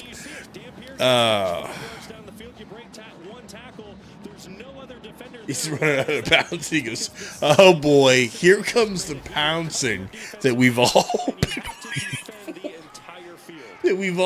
been expecting. We knew you know that's it what was the whole coming. halftime speech was in the locker room.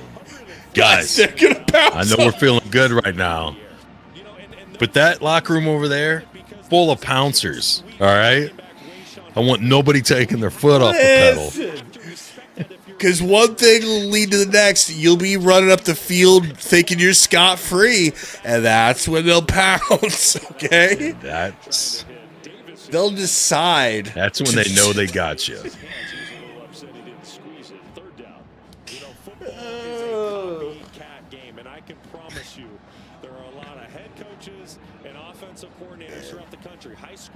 I can't wait for this Matt Rule post game.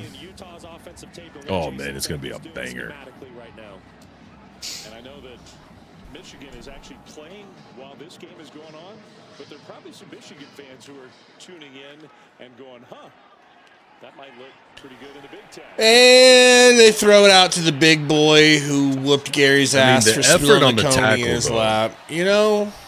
The effort on the tackling is, it's something to applaud. Once again, great play design, and it's because of the poor. Keep an eye here and watch their eyes. That's a good point. With reviews, have we ever had a worse 3-game stretch? From Penn State, Iowa to this game, what's the score? Let me see. Let me do the math here. If somebody's... Touchdown for Utah. smarter, which would be everybody, and quicker, let me know. Oh, told ya! He missed! Is that a pouncing coming? Bro, he anticipated the pounce, and the pounce threw him off. Because everything else is going right. Dampier especially. He tried to peanut punch it out instead of tackling. That's what that was. He done it. Brady, here's the thing. You need to call Dan Lanning now and get him prepared for the ass whooping that's coming to him next season. If you can contact him, maybe DM him on X, you need to let the Ducks know that they are not safe next year. They could go ahead and consider this an L.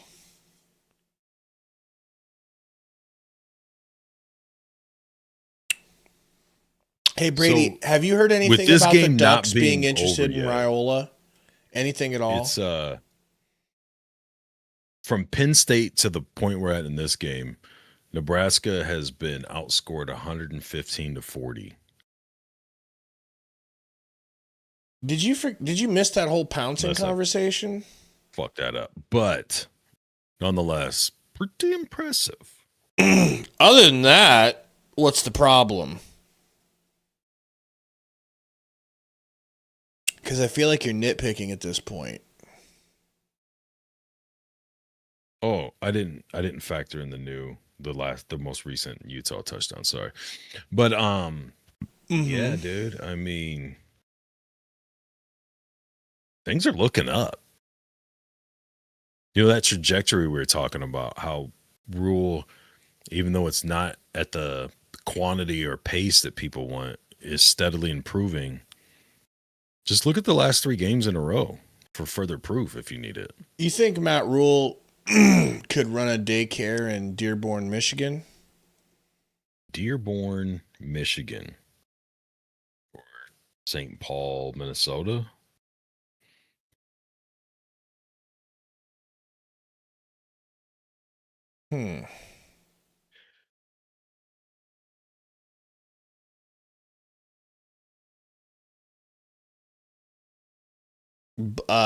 Bleed Husker Red says this makes it more clear we cannot be cheap in the portal.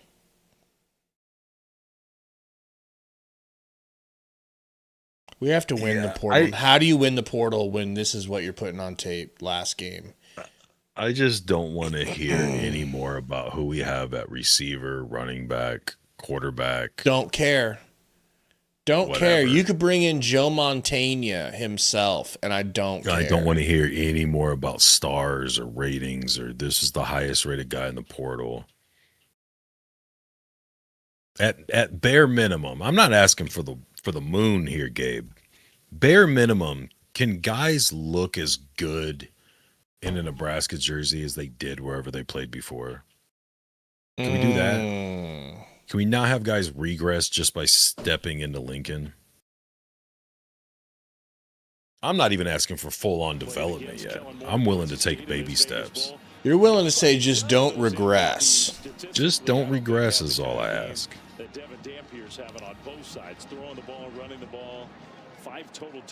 Brady says that he's heard that Raiola wants to go to Oregon, but they think Dante might come back. Dante Culpepper? Culpepper. Nice. I've heard good things. Yeah. They're going to get rid of Dante Moore for Dante Culpepper. Thank you. Time for our studio update presented by SRS Distribution. We'll start at the Tony the Tiger Bowl. Dante Culpepper, who would be Chris's first pick in the draft if we still did fantasy together. Wow, what a touchdown pass. He's still throwing to Randy Moss? Bro, he still got Randy Moss. He's still mossing people. They got Chris Carter. Anybody pick Chris Carter up yet? I mean, with that. Whoa! Latif took a shot. Yeah, There's good no hit flag there. Good hit. Good extra hit No there. flag on that, though. Good. He should have lit him up even harder. I like that our lineman. Now that was way more of a vicious. Yeah, but their face masks didn't clink together at all. No matter, dude. His foot's like going out of bounds when he tees off on him. The other one, he slid underneath. Yeah, but the Jones face coming masks, down, or Benning coming down on him. Yeah, got to have face masks. Look at this, folks. Whop! Yeah, he's out of bounds. And he for sure hits him in his helmet with his helmet. But whatever. I think I'm ready for some Graham stads. That one, I showed the replay up on the big video board, and I don't blame Nebraska fans for being a little unhappy about that. Meanwhile, Latif saying, is somebody going to call play? Yeah. Well, the helmet is cut off at 15. Don't worry, Latif. We still got 2 timeouts, so we can use Don't worry, one guys. there. There's 3 whole seconds to get lined up and call and snap the ball. Don't worry, boys. Don't worry. Don't worry. False start. Got all 11 players to play prior to the snap. 5-yard penalty. Second down. So. Never mind that we let your quarterback get teed off on when he was almost over the white part of the out of bounds. We're going to call his petty ass false start when the fucking delay. The Huskers have a lot of work to do this offseason. They do. Nice little kick in the dick on top of it all. Handoff. Mosey. Nice run. Almost gets the first down. Got almost 10 there. Maybe 10. Utah's mostly got their backups in on defense now. Looks like Nebraska's made a change at right tackle, getting Turner Corcoran out of the game. Just a senior trying to battle through a. Have you noticed that Matt Rule's hat's on backwards?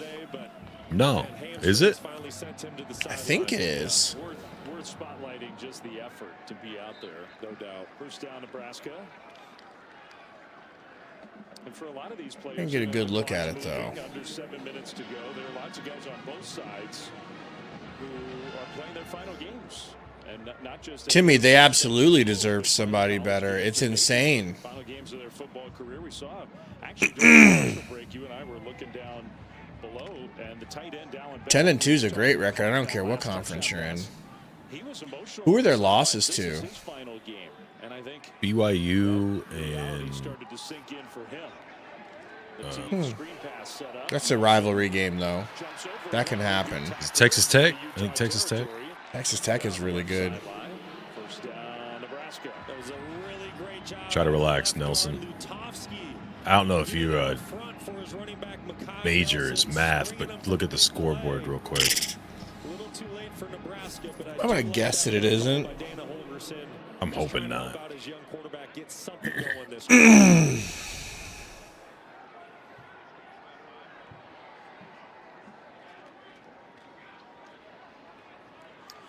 Latif rolling out, throws it. No. I think we needed to complete that to have a chance at this game. We still got plenty of time. We have too much time. You think we still got time? Well, my worry is that once we take the lead, we're going to give it to them with too much time left. You crying, boy? You know? And Beck said, when I came here, we watched him practice for a couple times, and he didn't do a whole lot statistically last year. And Jason said, I wasn't sure there was really going to be. That's dope, Brady.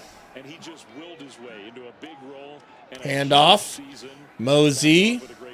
It's a story that needs to be told because it's perseverance. Well, I am excited about Mosey and Nelson next year. I was worried. I'm not worried anymore. I think they'll look great against the bottom feeders we play in the first 3 games of the year. You know? Capping it with an excellent game today. 6 receptions, went over 100 yards and a touchdown. You just love that. In the day and age where if you're not playing, you hop in the portal, that's all you hear. That's not what Bentley did, and it paid off. Ooh, Latif taking off, getting the first. The year he will not forget today. Latif, meanwhile, has got a lot of career ahead of him. With a first down run. That's the guy we're talking about.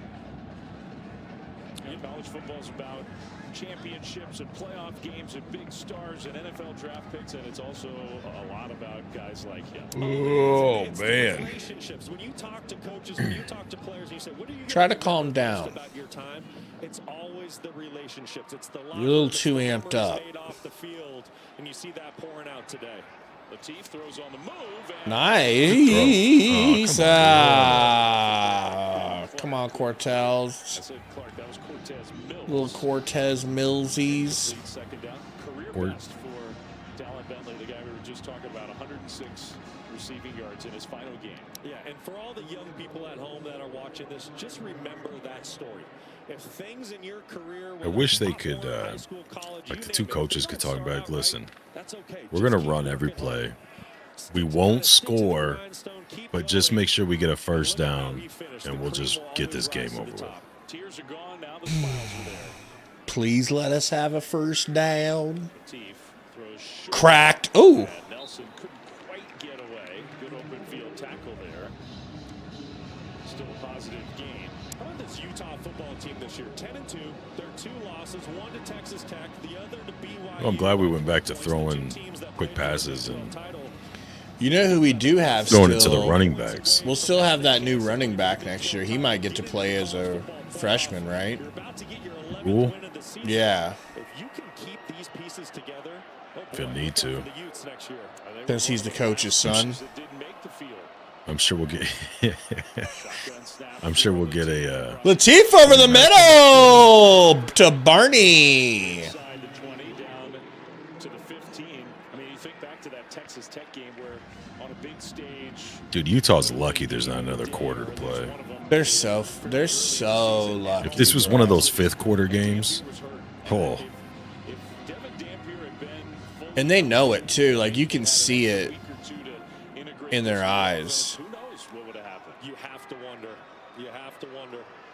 It's a big what if for this season for Utah. About to get their 11th win.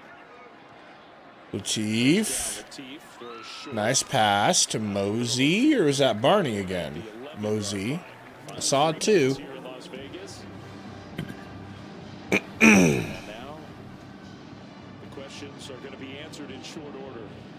And I hope Utah fans are enjoying this. And we're not rooting Yeah, for at this the point, other, if Barney transfers, but exciting to think if I'll be Utah sad. I won't be mad. I would not blame him. hold for a Utah I would offensive not to be blame him. unstoppable. I mean, look out Big 12. You got to replace 2 great offensive tackles that are going to go in the first round of the NFL draft. But outside of that, there are a Latif lot of to- really big-time pieces that are coming back, or at least I don't Little know handoff to Utah's Nelson. roster enough to know if they put their whole bench in or what. But You think about college football. this play styling is very similar to the beginning of this game. I feel like we saw none of it during the game. How he might fit with what he's doing, but if Jason Beck ultimately decides to go In the last drive, they were moving the ball right down until he threw that pick inside the 5. Like, to come with him. I don't We'll know, see. dude. But for today, it's been a celebration of this year of Utah football. 2 minutes to go. Utes dominating. So, here's a question. Hey, guys. Very good question. story. Proud of myself. Quick question. Utah's not a traditional blue blood. Utah's not in a very fun state to live in. I don't know that Utah has the facilities we have. What I'm saying is, I feel like Utah is a good analogy for like what we should strive to be. We're like a state that isn't your first choice to live in, but we put together a damn good football product. What do we have to do to be that? What do we have to do to be like Utah? I think it's all overcomplicated. Nebraska is still able to get athletes. No, I've been to Utah. I know it's beautiful. The mountains are gorgy, but like most people just think of Mormon, not anything like really fun, like Utah Jazz. Like they don't think of the Utah Jazz as a place they want to go play in the NBA. Sorry, go on. Nebraska's able to get good receivers, good running backs. The last couple years, really good quarterbacks. They refuse, for whatever reason, to build a foundation for all of those things to succeed. Every other school on every other level understands if you want to do anything on defense, you have to be able to at least hold the line, if not create havoc at the line. The more you're able to go from just holding the line to creating havoc, the better overall your defense is going to be. On offense, if you want your no-star walk-on quarterback to look like a stud and have an opportunity to compete for a Heisman, you have to have a bona fide offensive line. If you want your 5-star quarterback to look like a 5-star quarterback, you have to have a very good, very solid offensive line with some weapons around. If you want your stud running backs or below average running backs to flourish and look like Emmett Johnsons and Amir Abdullahs, and they're not freaks that can do everything on their own like Barry Sanders, you have to have a very, very good offensive line. And then, by the way, you play in the conference that has the best trench play in the nation, and you refuse to address and fix and recruit and develop that area. So that's why Nebraska's been where it's been for so long. Raiola see that touch though? Yeah, I saw it, but I wasn't impressed. Wow. Now, is this the beginning of the pouncing? Yeah, we're pouncing now. We're pouncing. If they go for 2, they're pouncing. They better hope we don't go for 2. I'll show that touchdown as soon as they do. Well done by the true freshman quarterback. So now setting up for the 2-point try.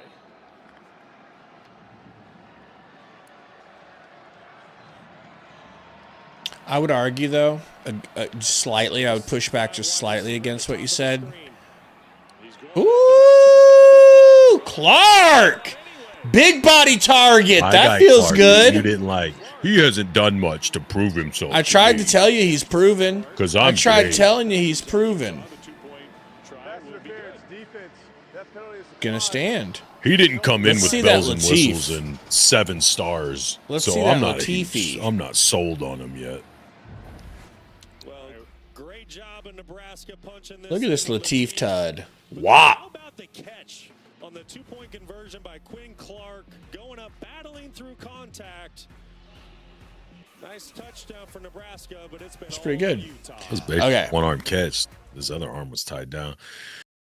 So I want you to think real long and hard before this stupid shit comes out. Well, I'm not even necessarily pushing back. on. I might just be kind of amending what you're saying. But would you agree that, because you said a 5-star quarterback needs a solid offensive line and weapons around him to look like a 5-star quarterback?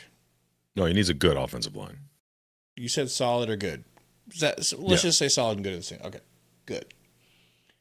I would argue, even with not a lot of weapons, he could still look like as long as the offensive line was good. Yeah.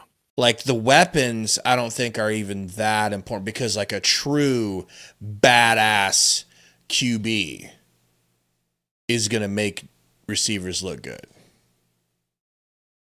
To an extent. I mean, is going to raise the ability of the receivers. Guys can't run routes and they can't get open, then he's just standing there all day with nobody to throw to, or he's trying to force passes. Let's just say average quarterback or average receivers.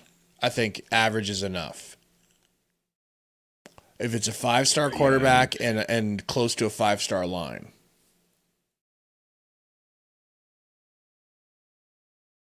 It's just semantics at this point. It's not even important, but you know. Yeah, I'm just saying that like the negligence or the like afterthought that the offensive line has been since really the Riley era.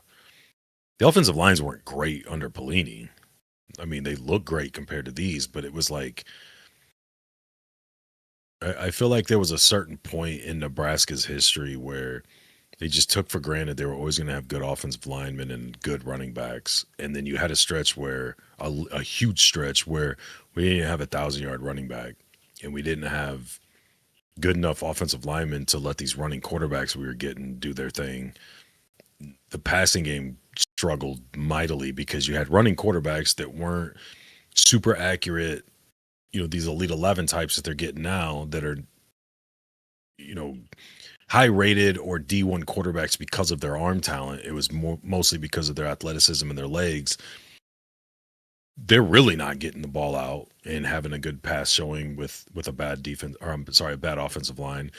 But then not only that, they don't have like lanes or anywhere they can go to use their legs because the pocket just collapses on them. It's not like it breaks or moves or gives way to where, okay, here's your out, here's your alley to get out, or the pocket hasn't surrounded you enough, you can roll out. Like none of that has happened. And since then it's just like, well, we'll just go get a high-rated offensive lineman or two each year, and then it'll be fine. It'll fix itself. It was like no development, no big emphasis or focal point on it. But then you get all these guys that you've seen some guys transfer out and look way better at other schools. Like I said, Adrian Martinez earlier, Wando Robinson looked better at Kentucky. There's guys that at places or whatever, guys who've decommitted and gone to other places, you see them tear it up. It's like, yeah, why would you want to be a running back or a receiver or quarterback if there's not anything you see that's like a promising, okay, they're going to fix the line, but I have 10, 15 years of history to look back and go, these offensive lines are shit. Freshman quarterback who's already said he's coming back to Salt Lake City for next season. Whether he's sharing the job with his best friend for another year or whether it's his job all alone, we're going to find out soon. We still got Dampier in the game? No, other quarterback. Parker. They knew the pounce was on. That's a hold. Yeah. They knew the pounce was on. They better get him out. They want to save him. They're worried. They're a little worried. Bowl season just blends together, right? So what do you think, Cotton Bowl? You and I will be watching here when we're finished. Oh, man, I can't wait to watch this game. I mean, just two iconic programs. You know, the big question is Miami back? Are they a legitimate national 310 yards for Dampier. We don't allow passing like that, bro. And like so many of these playoff games, but it's going to come down to the trenches. Yo, Butler's just laughing his ass off. Oh, yeah. He's like, they still would have had 44, but it would have been all rushing yards. But who can establish the run, take a little bit of pressure off the quarterbacks, and protect those guys on third down is ultimately going to win the game. You and I don't spend a whole lot of time thinking about worrying about. If you're Nebraska, do you even snap the ball again? Or you just down it? Ohio State is a big favorite in that game. Oh, they've got the ball. My bad. If you're them, try to pay attention. I want to learn. I'm eager to learn. I'm just not quick at it. I think it says a lot about that program, and then you have to remember the 4 teams that got the bye last year all lost in the quarterfinals. So how does Parker taken down? That's going to be a turnover.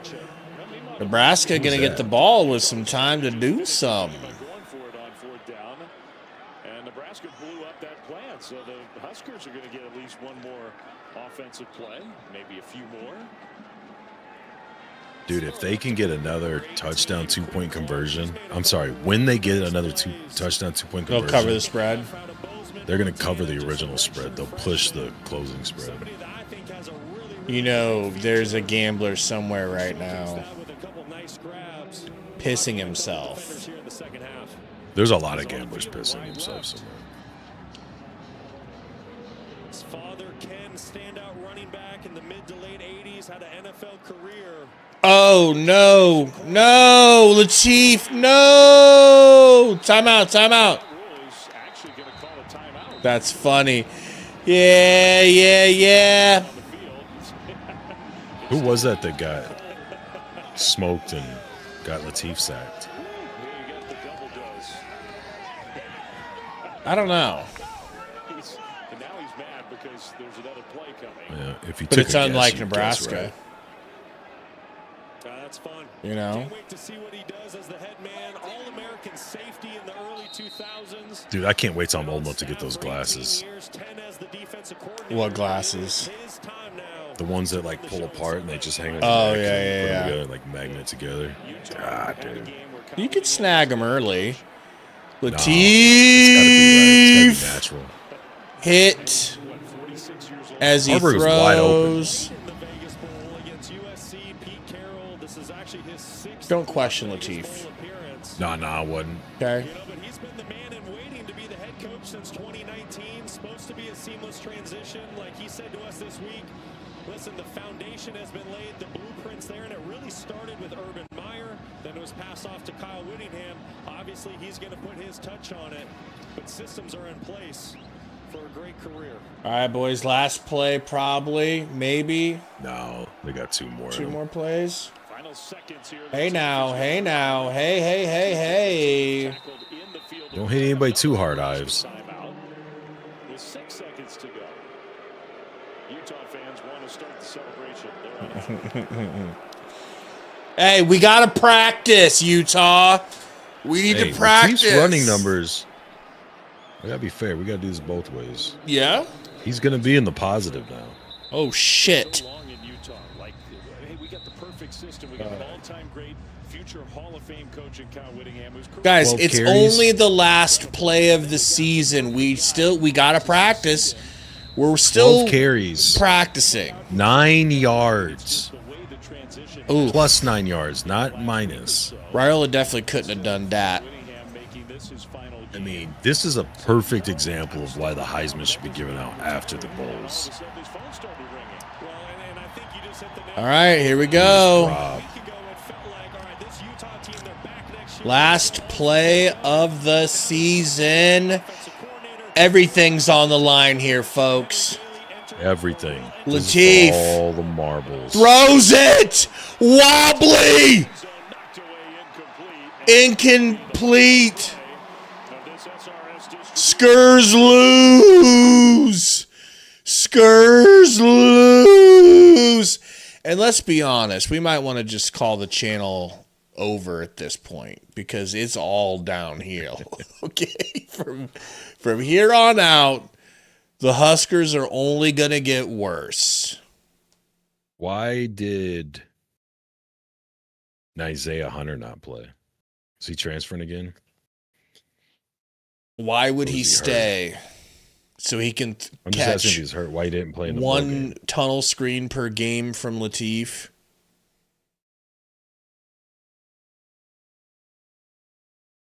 Che says Hurdy was injured. You know. What's that? Che said he was injured. Oh, okay. Isaiah.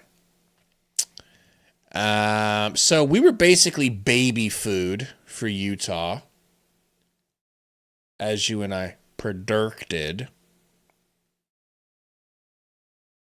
$20 dono from David Matney says appreciate the streams this season. Thanks, guys. Say thank you. We Appreciate you, apologize that this season was such a yoke. 7-6, Gary. Take me away. We'll have the. I can't wait to hear Matt Rule post game. I definitely want us to stick around for that. Let me tell you about year 4, Matt Rule. Please do. Never lost a game. That's true. All right. Never given up a yard. Never allowed a point. So There's food for that. thought is all I'm saying. Take that with you in the next season. 15 for 28, so a little better than 50%, maybe 55%. 182 yards, 1 tud, 1 interception for Lateef. Did he do enough? Also, 13 carries for 22 yards, 1.7 a carry, 1 touchdown, 16 was his long. Did Lateef do enough in y'all's eyes to lock up that starting quarterback job for next year? What do you think? I don't know if he, if I was ranking him, I don't know if he's gone up or down. I feel like he's kind of stuck in the same spot he was. I feel to my like liking. I feel like if you have we don't know how good he could be. the same thing we're talking about. You could bring in Levitt or Sorsby or whoever you want to. They're not going to look like they've looked behind this offensive line. And with this weird ass play calling. With some consistency and continuity in the offense and play calling and a drastically improved offensive line, who knows? He could be amazing. But I think you have to, you're obviously going to have to get depth, but I think you need to go with a hybrid type quarterback like him, and you need a legit like pocket guy, because for whatever reason it seems like, or you start seriously looking at replacing Holgorsen, but for whatever reason Holgorsen seems to just desperately want to do this pro style stand in the pocket and let plays develop offense.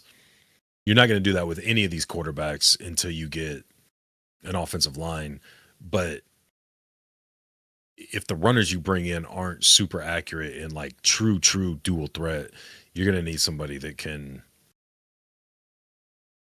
pick apart defenses, pick apart zones, anticipate the man beaters and the man coverages and things like that. And maybe Latif is that guy, maybe he's not. We just, unfortunately for him, just like Raiola and everybody else, we don't get to see their max potential now as it exists within them, but also what it could be as they continue to develop, because the offensive line is just a problem, and it has been for years. So that's a tough question to answer, man. But they have to get quarterbacks. Obviously, they don't have anybody but besides him. But as far as, like I said, going into the game, one of the things I wanted to see was how he handled it and did things. I thought he handled the game fine. I thought he took a lot of hits. Didn't seem to be rattled. The game didn't seem to be too big for him. Didn't seem like he was lost out there. It just, when the game was flowing and there was rhythm and things were going all right, I thought he looked really good. Just, you're asking a guy to stand in the pocket where there isn't a pocket. The pocket's just collapsing on him. I don't know. So fixing our offensive line, though, is that going to be strictly money? And do we just divert money that we were going to give to, hypothetically, if they decide to actually fix the O-line, do you just divert money away from skill players and say this money first is going to go to O-line, D-line? Is it that simple? Please say yes. No, because I don't think the problem is talent. Like, I know we watch these games and people go, what the fuck are you talking about? Obviously, there's no talent. But what I'm saying is, like, so let's play into that scenario. Yes, you have a blank check. You go get any 3 offensive linemen you want. I don't care if you spend $400 million. You're going to go after the highest rated offensive lineman you can get, right? They have gotten some of the highest rated offensive linemen in the last couple years, both nationally and by individuals, like the top overall recruit in certain states that are on the roster that aren't playing because they're not getting developed. To me, it's all coaching. It is 100% coaching, from technique to development, strength and conditioning. So we're just dealing with what it looks like when you've had the wrong O-line coach for 5 years. Or longer. I mean, before he got here, the offensive line was bad. That's how he got it. That's why there was an opening for him. Okay, so even more than just him. Yeah. So, I mean, I don't know, man. It's just, I think, I don't know. I'm not going to go back through all that. But I just think the vast majority of your both offense and, well, defense, you got to get some bigger guys. The defensive line all season was one thing I was like, okay, I can kind of give a pass, because the defensive line was a strength a year or 2 years ago. You know what I mean? You lost all those guys. You're undersized. You didn't have a lot of guys with a ton of experience that were ready to step in and take over. Like Robinson was ready to step in when his time was up, and he'd been on the team for a while and shit like that. You lost those studs. It wasn't a lack of, I don't know how to coach a defensive line. It's just you take guys that are borderline pro players and have been with the program for a while and twice the size of everybody else. You take them off, you put smaller guys with less experience that who knows what their max potential is, that, oh, by the way, haven't really been developed either. And you make that swap out, there's going to be regression. So that happens even with the elite teams. Different position groups will regress from year to year depending on who they lose or how long it takes to get guys back in the realm of things. But it can't be an all season long it's that bad. Like, you have to start getting shit going at some point. But the offensive side, there's no excuse for the amount of years how bad that's been. And then for whatever reason, like, that's where I go really blaming the coaches. A lot of your offensive linemen that you've run with the last couple of years, they've been here since Frost was here. It's like, how are the guys you're going out and hand-picking and developing not ready to replace the guys who got the guy before you fired? Like, you're doing something wrong. You've hired the wrong coaches. You're not developing. You're not recruiting the right guys. Whatever it is, at year 3, when you're still using the guy who got fired and there's a reason there was an opening for you to get hired, you're still putting his pieces into your puzzle at the most critical position to let all these other guys succeed. There's a huge disconnect there.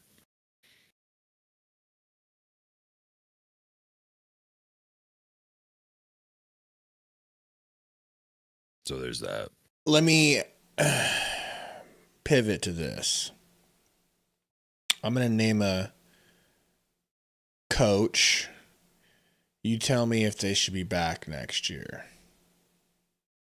Obviously, Eckler stays. Well, let me save you real quick. Aside of, if you want to replace Satterfield, which they're not going to, they just restructured his deal to go from being an offensive coordinator pay down to actual tight end money. I would be fine replacing him because I feel like Lindenmeyer was decent, but you've had Carter Nelson, who was a high-end recruit. It's another example of not developing. You barely see him on the field. He was on that punt block against Michigan State earlier in the game. He had a decent downfield block or whatever, but he's going into year 3, hasn't done shit. He was one of the highest recruits coming out of that class. I feel like outside of that, the guys that need to stay are staying. The guys that need to be replaced have already been let go. But I do feel like going into next year, Holgorsen needs to show why he had the resume, the image, all the aura around him, whatever that he had coming in, because we have not seen that yet. And I get there's a lot he can't do because his quarterback was limited, a lot he can't do with the offensive line. But when you're the overall head of the offense, most of that shit's on you to fix or to figure out how to make it work anyways. That's where I was basically going with it, was Holgleg. You know, are we that sour on him? Because I'm sour on him. I'm souring. I don't know if it's a situation, though, where, like, what do you expect from him when his offensive line is like this, too? The same thing as, like, with a quarterback. Yeah. You know.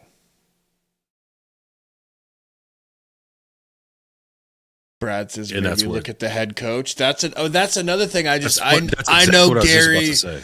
I know you're not going to say he needs to be fired now, though.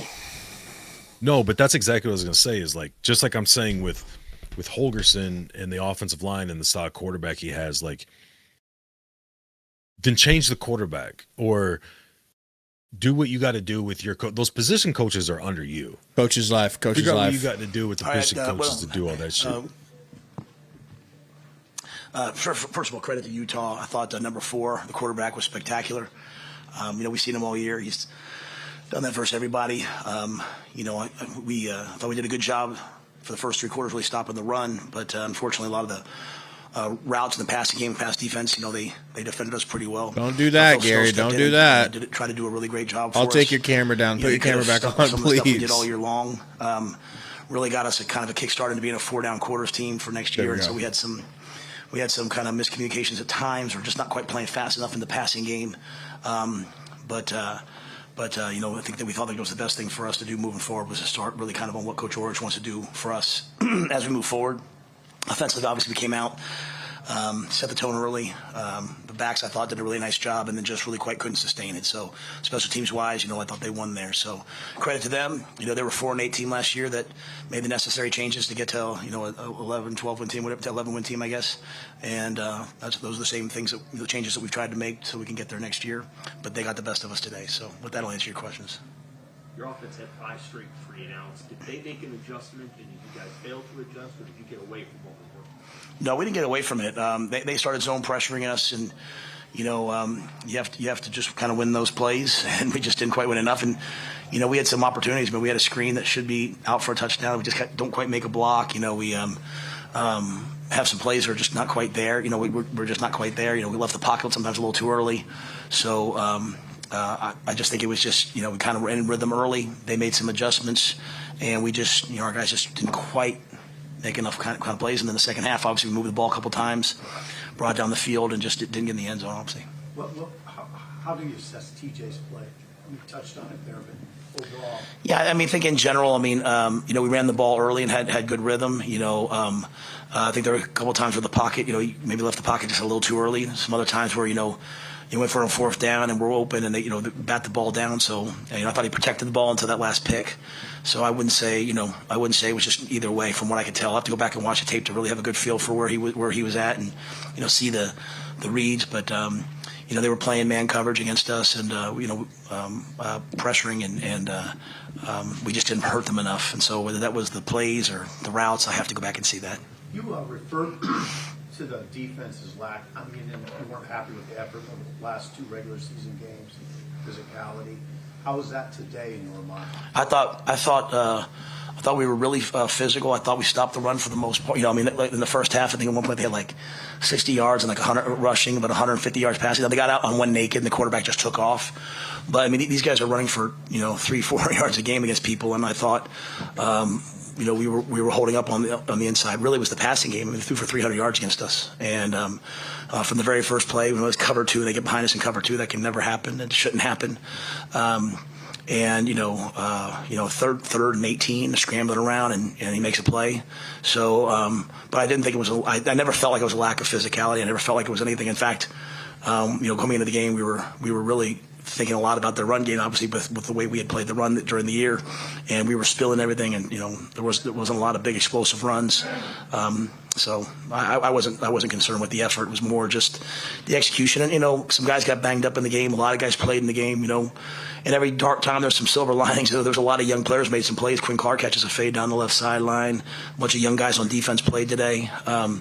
So it's because we're learning some lessons by fire. But I didn't question the effort at all. Given the number of players you played today and the schematic changes you're sort of moving toward what Forrest wants to do, did you kind of incur the risk that you knew that there might be some moments that were a little bit off, given that you were doing something new and you were doing it with young guys against a really good team? Yeah, we came into the game knowing that Sean wasn't going to play and Isaiah wasn't going to play. We were down some guys, but that's the point of bowl games, right? Is it thrusts you into the next year. Let me just say this: we came to win the game. There's nothing that we didn't want to do to win the game.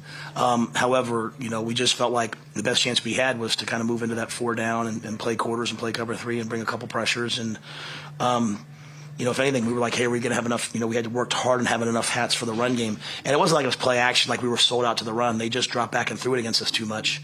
But they had a dynamic quarterback, one of the best players we've seen all year, and he was able to run around and buy time. So. And then you get into the game, right? So we started Justin Rhett, we started Marquise. Justin goes down, so you got to see Jameer Khan in there, you got to see Caleb Benning in there. So, guys have to decide who's going to go in the portal, who's not. But for the most part, a lot of young players that should be back with us got to play a lot. So that is sort of the silver lining of kind of the way that we play. Even though the defensive ends I was working with, I have Cam, I have Will, I have Keona, and I have Cade. Those are freshmen and sophomores. So, there was a lot of work done this week to try to take away the quarterback run. I thought they worked hard at it. What do you make of Makai and Nelson's day, and how do you see that running back picture? Yeah, if you go back and look at it, Makai had the explosive runs. Mosey continued to make plays. Quentin Eyes was the short yardage back and the third down blitz back. And, coming into this game, that was the least of my worries. I think those are 3 really good players. So we feel really good about them being the backs moving forward next year. And sort of today was a more traditional approach to the running back room as opposed to what happened this year where everyone kind of mixed in. So, like I said, we have the portal coming up. The portal giveth and the portal taketh away. We'll see kind of how it goes. But we do feel really good about the running back room as it is right now. Matt, with the way these last 3 games ended on the season, how big is this offseason to get this roster right, get things corrected for 2026? Yeah, there's a ton of work that has to be done. And I think that work for us is and we began it long ago, right? I think in terms of like looking at the off season, looking at the Big Ten schedule, looking at the travel, we coming down the stretch of the year, we're pretty beat up. So how can we do things better? How can we do things differently? From sports science to medicine to strength training, we've been studying everything. And so, obviously the last 3 games make it hard to say a lot of things, but like, as I said to the guys, Henry Lutovsky said in the press conference yesterday, get to back-to-back bowl games. That is an accomplishment. I don't want to forget that for them. But to get over the hump, we have a lot to do. And so, we're going to attack it, and we're going to be unbelievably persistent at it. And like I said, they're a great model, right? They were 4-8 last year, and that quarterback was on another roster, and he came in, and he's been a lightning rod for them. And now they're going to have to deal with the portal now too, so all of us have to deal with all that. So, but Pat Stewart, Keith Williams, Logan Holgerson, those guys, I think we're in really good position in terms of what we'll do in terms of personnel. Does that start then just right away on Friday, or I guess it? Yeah, they've been working on it for months. The portal opens up, and we'll see who's in it, and we'll go from there. Do you have a sense of who you may? I'm not asking you to give names, but no, we've re-signed a lot of guys to contracts, and they anticipate being here. And there's some guys that they have to make decisions that's best for them. So is that this Friday or next Friday, there's Gary? a lot of guys that would like to come to the University of Nebraska and run a good position. So Pat and those guys are well positioned to do that. I know Penn State got hot. Iowa beat Vanderbilt today. Utah's on 11. The concern about the gap between where you guys are at and where those 3 teams were. Do you view this game as similar to the Penn State or Iowa? Not well. I think at the end of the day, we faced 3 top 15 probably teams, and we lost. So we're not a top 15 team. You know what I'm saying? It's like it doesn't mean we're a bottom 15 team. It just means we're not at the level of these guys right now, and so I have to take responsibility for that. We lost 6 games this year. 5 of them were to ranked team. Penn State Penn State lost 30 guys for the bowl game, and they still won't beat Clemson. They were the preseason top 5 team. We're climbing, trying to get there, and like I said, so we'll look at everything. We'll attack everything in the portal. We'll attack everything with our roster. We'll try to find ways to improve. So that's to me it's really black and white, isn't it? Hey, they're the 15 team in the country. They beat us. It was, we were able to hang with them early for a while. We're not able to do it the entire game yet, and that's where we have to improve. Rob Orr was here today. Do you think he was able to get out of even these last couple of weeks just being around? You're saying, what do you think Rob Orrick was able to get out of? Yeah, I think he's really been able to look at the team roster and be able to give guys a vision for where they fit. The worst thing in the world would be to have a really good kid that's a really good player that's not going to fit the defense that we're in moving forward, right? And at the same time, there might be some guys, like Jameer Khan out there, he's a great fit for what we want to do in terms of playing this position. So he's been able to meet with the guys one-on-one. He's been able to be at practice. He was able to be at the practice flow today.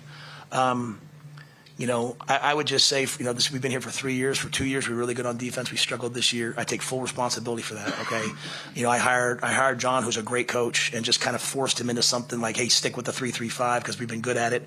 Really wasn't quite his fit. We just said, that's not right. We parted ways. I feel bad for him. He's a great person. I wish him the absolute best. We brought in Rob. He's got a system.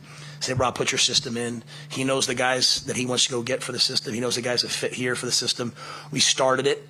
And we didn't put in his system. We just did the kind of quarters the way we had done it early in the year. After Michigan, we didn't play quarters ever again. So it was a tough transition this last month, but at least gave us a head start. So I have no doubt that Rob is going to have us playing great defense. He knows what he wants. I have no doubt that in year 2 with Coach Eckler, that he's going to have us going where we want to go. I have no doubt that Jeep is going to have our offensive line being, a dominant group, and I have no doubt that Dana will get the thing where he wants it to be. So, but we have to get that work done. I'm going to answer your question. I'm not going to rush off. So. After today, what do you think the identity of your team is, and what do you want it to be? I think that's a great question. I think it's kind of for next year. I think we want to play great defense and play great special teams, and we want to control the line of scrimmage on offense and, be explosive in the passing game. And, we ran the ball really well early today, but we were never quite able to hit, some of those plays. Like we ran a wheel route to Jacory and we just weren't able to quite hit it, or, we got pressure at times, I'll say this, guys like Turner Corcoran, man, that kid, he can barely walk. He just cares so much about being a Husker. I'm sure people are going to beat him up a little bit for a sack at the end or whatever. But, man, guys, I'm just telling you, he's out there on a leg that most guys wouldn't play on, so, I love that group. And, but, we'll have a chance now to go back with Jeep, to go back with Dana and really kind of work through kind of where we want to get to. And, but, yeah, we have a lot of work to do. So, Sam? Where you take away the green light on the kickoff returns and you just say, let's do the 25 instead of trying to. Yeah, we did that in that game. We went, he kicked it through the end zone, but we finally said, enough's enough, right? So credit to them. I mean, Jacory's too good of a player. We're trying to get the ball in his hands more often. I give Coach Eckler a lot of freedom on that, but he felt like after the second one, he said, hey, the next one's going to be a touchdown. So we did it again. We got tackled at the 14, they were winning and we weren't. And so we would have fair caught the last one, but it went through the end zone. So. Anything else? All right, thank you guys. Happy New Year. Last press conference of the year for your boy Matt Rule, Gary. I want to get Gary's final thoughts on the season and game, but real quick story. Quick shout out to our sponsor for this season, Underdog. We'll be right back. Underdog just dropped prediction markets, spreads, totals, and team outcomes. And the best part, you can combine them with player picks for bigger multipliers. Sign up today with code BIGRED and make a $5 fantasy entry to get $100 in fantasy bonus entries. Prediction markets are now live in 25 states, including Texas, California, and Florida. And Underdog is available in over 40 states with player picks and draft games. Prediction markets, player picks, all on Underdog. Anything specific about his press conference stand out to you, or anything else you want to say on the season? From the press conference, the main two things that stuck out to me is when he's talking about, hey, left the pocket a little early, missed a play here, there. This wasn't a 7 or 10 point beating where a couple miscues are your. I felt like the biggest thing was taking control of the huddle, and we figured out. Sorry, go on. Or start over. Well, I'm just saying, like, his assessment of, like, little things here and there that went wrong, like, that's cool if it's a 1, maybe a 10-point loss. You got the break speed off of you because your offensive line continues to get dominated and you can never get a flow going on offense. And your defensive line gets no push and the defense collectively is incapable of tackling. So all of those things to me go back to the coaching, him directly, everybody he oversees and everybody that they oversee all the way down. And it kind of summed it up when he's talking about Corcoran. Like, I know people are probably going to beat him up, but that kid, he's out. It's like, I get it, dude. When I say negative shit about players, it's never a personal thing or to try to clown somebody. Like, I sat in rooms watching myself get cooked on film and just wanted to, like, die to not be there. Like, I get the piling on or how the players feel. My point is, why is he out there then if he can hardly walk? You have a whole second and third string worth of offensive linemen specifically that you've brought in, that you've had for 1, 2, some 3 years, that not one of them's developed enough. You can say, hey, Corcoran, we're going to get you in the game because this is your last game here, and we love and appreciate you and everything you've done and all the shit you've been through your whole career as a Husker. But this guy's up next. He's good to go. He can get up and not get blown off the line. He's not injured because he hasn't played all year. But it's time to have somebody else step in that can be effective in getting this offensive going. And they apparently don't have that. So it's like, okay, what are you doing then with these recruits you're getting? Why isn't there development? Why don't you have guys ready to go? Why do you have guys that aren't right fits for coaches? I get new coaches coming in that are going to bring their own style or whatever. But like all the things he's saying that are reasons for the loss or the reasons for the embarrassing blowout, he basically just pointed to himself on all of it and said, I've either recruited the wrong guys or I've made all these wrong hires. And collectively, whether it's the wrong recruits or the wrong hires, we're not capable of developing players. It's as simple as that, in my opinion. Like you got absolutely bullied, just like you did against Iowa, just like you did against Penn State, just like you did against Minnesota in the trenches. And by that cause and effect, the entire game just looked dominant by the opponent. I'll dominate you. Please don't. Well, sorry we had to end the season like this, folks, but there's going to be a ton of Husker news coming up. Friday, portal opens. We're going to try to cover that the best we can. We'll talk about it. I'll pull you aside. No, I'll tell privately, you what we're doing. And I'll explain to you that I need you to explain to me. I'm going to need you to have boots on the ground in Lincoln. All right. But then, basketball, keep an eye out for our basketball streams. And, we'll see you guys around. Thank you guys for hanging out all this season. We'll see you guys hopefully soon. Thanks for all your sterling work this year, Gary. That's all I do, man.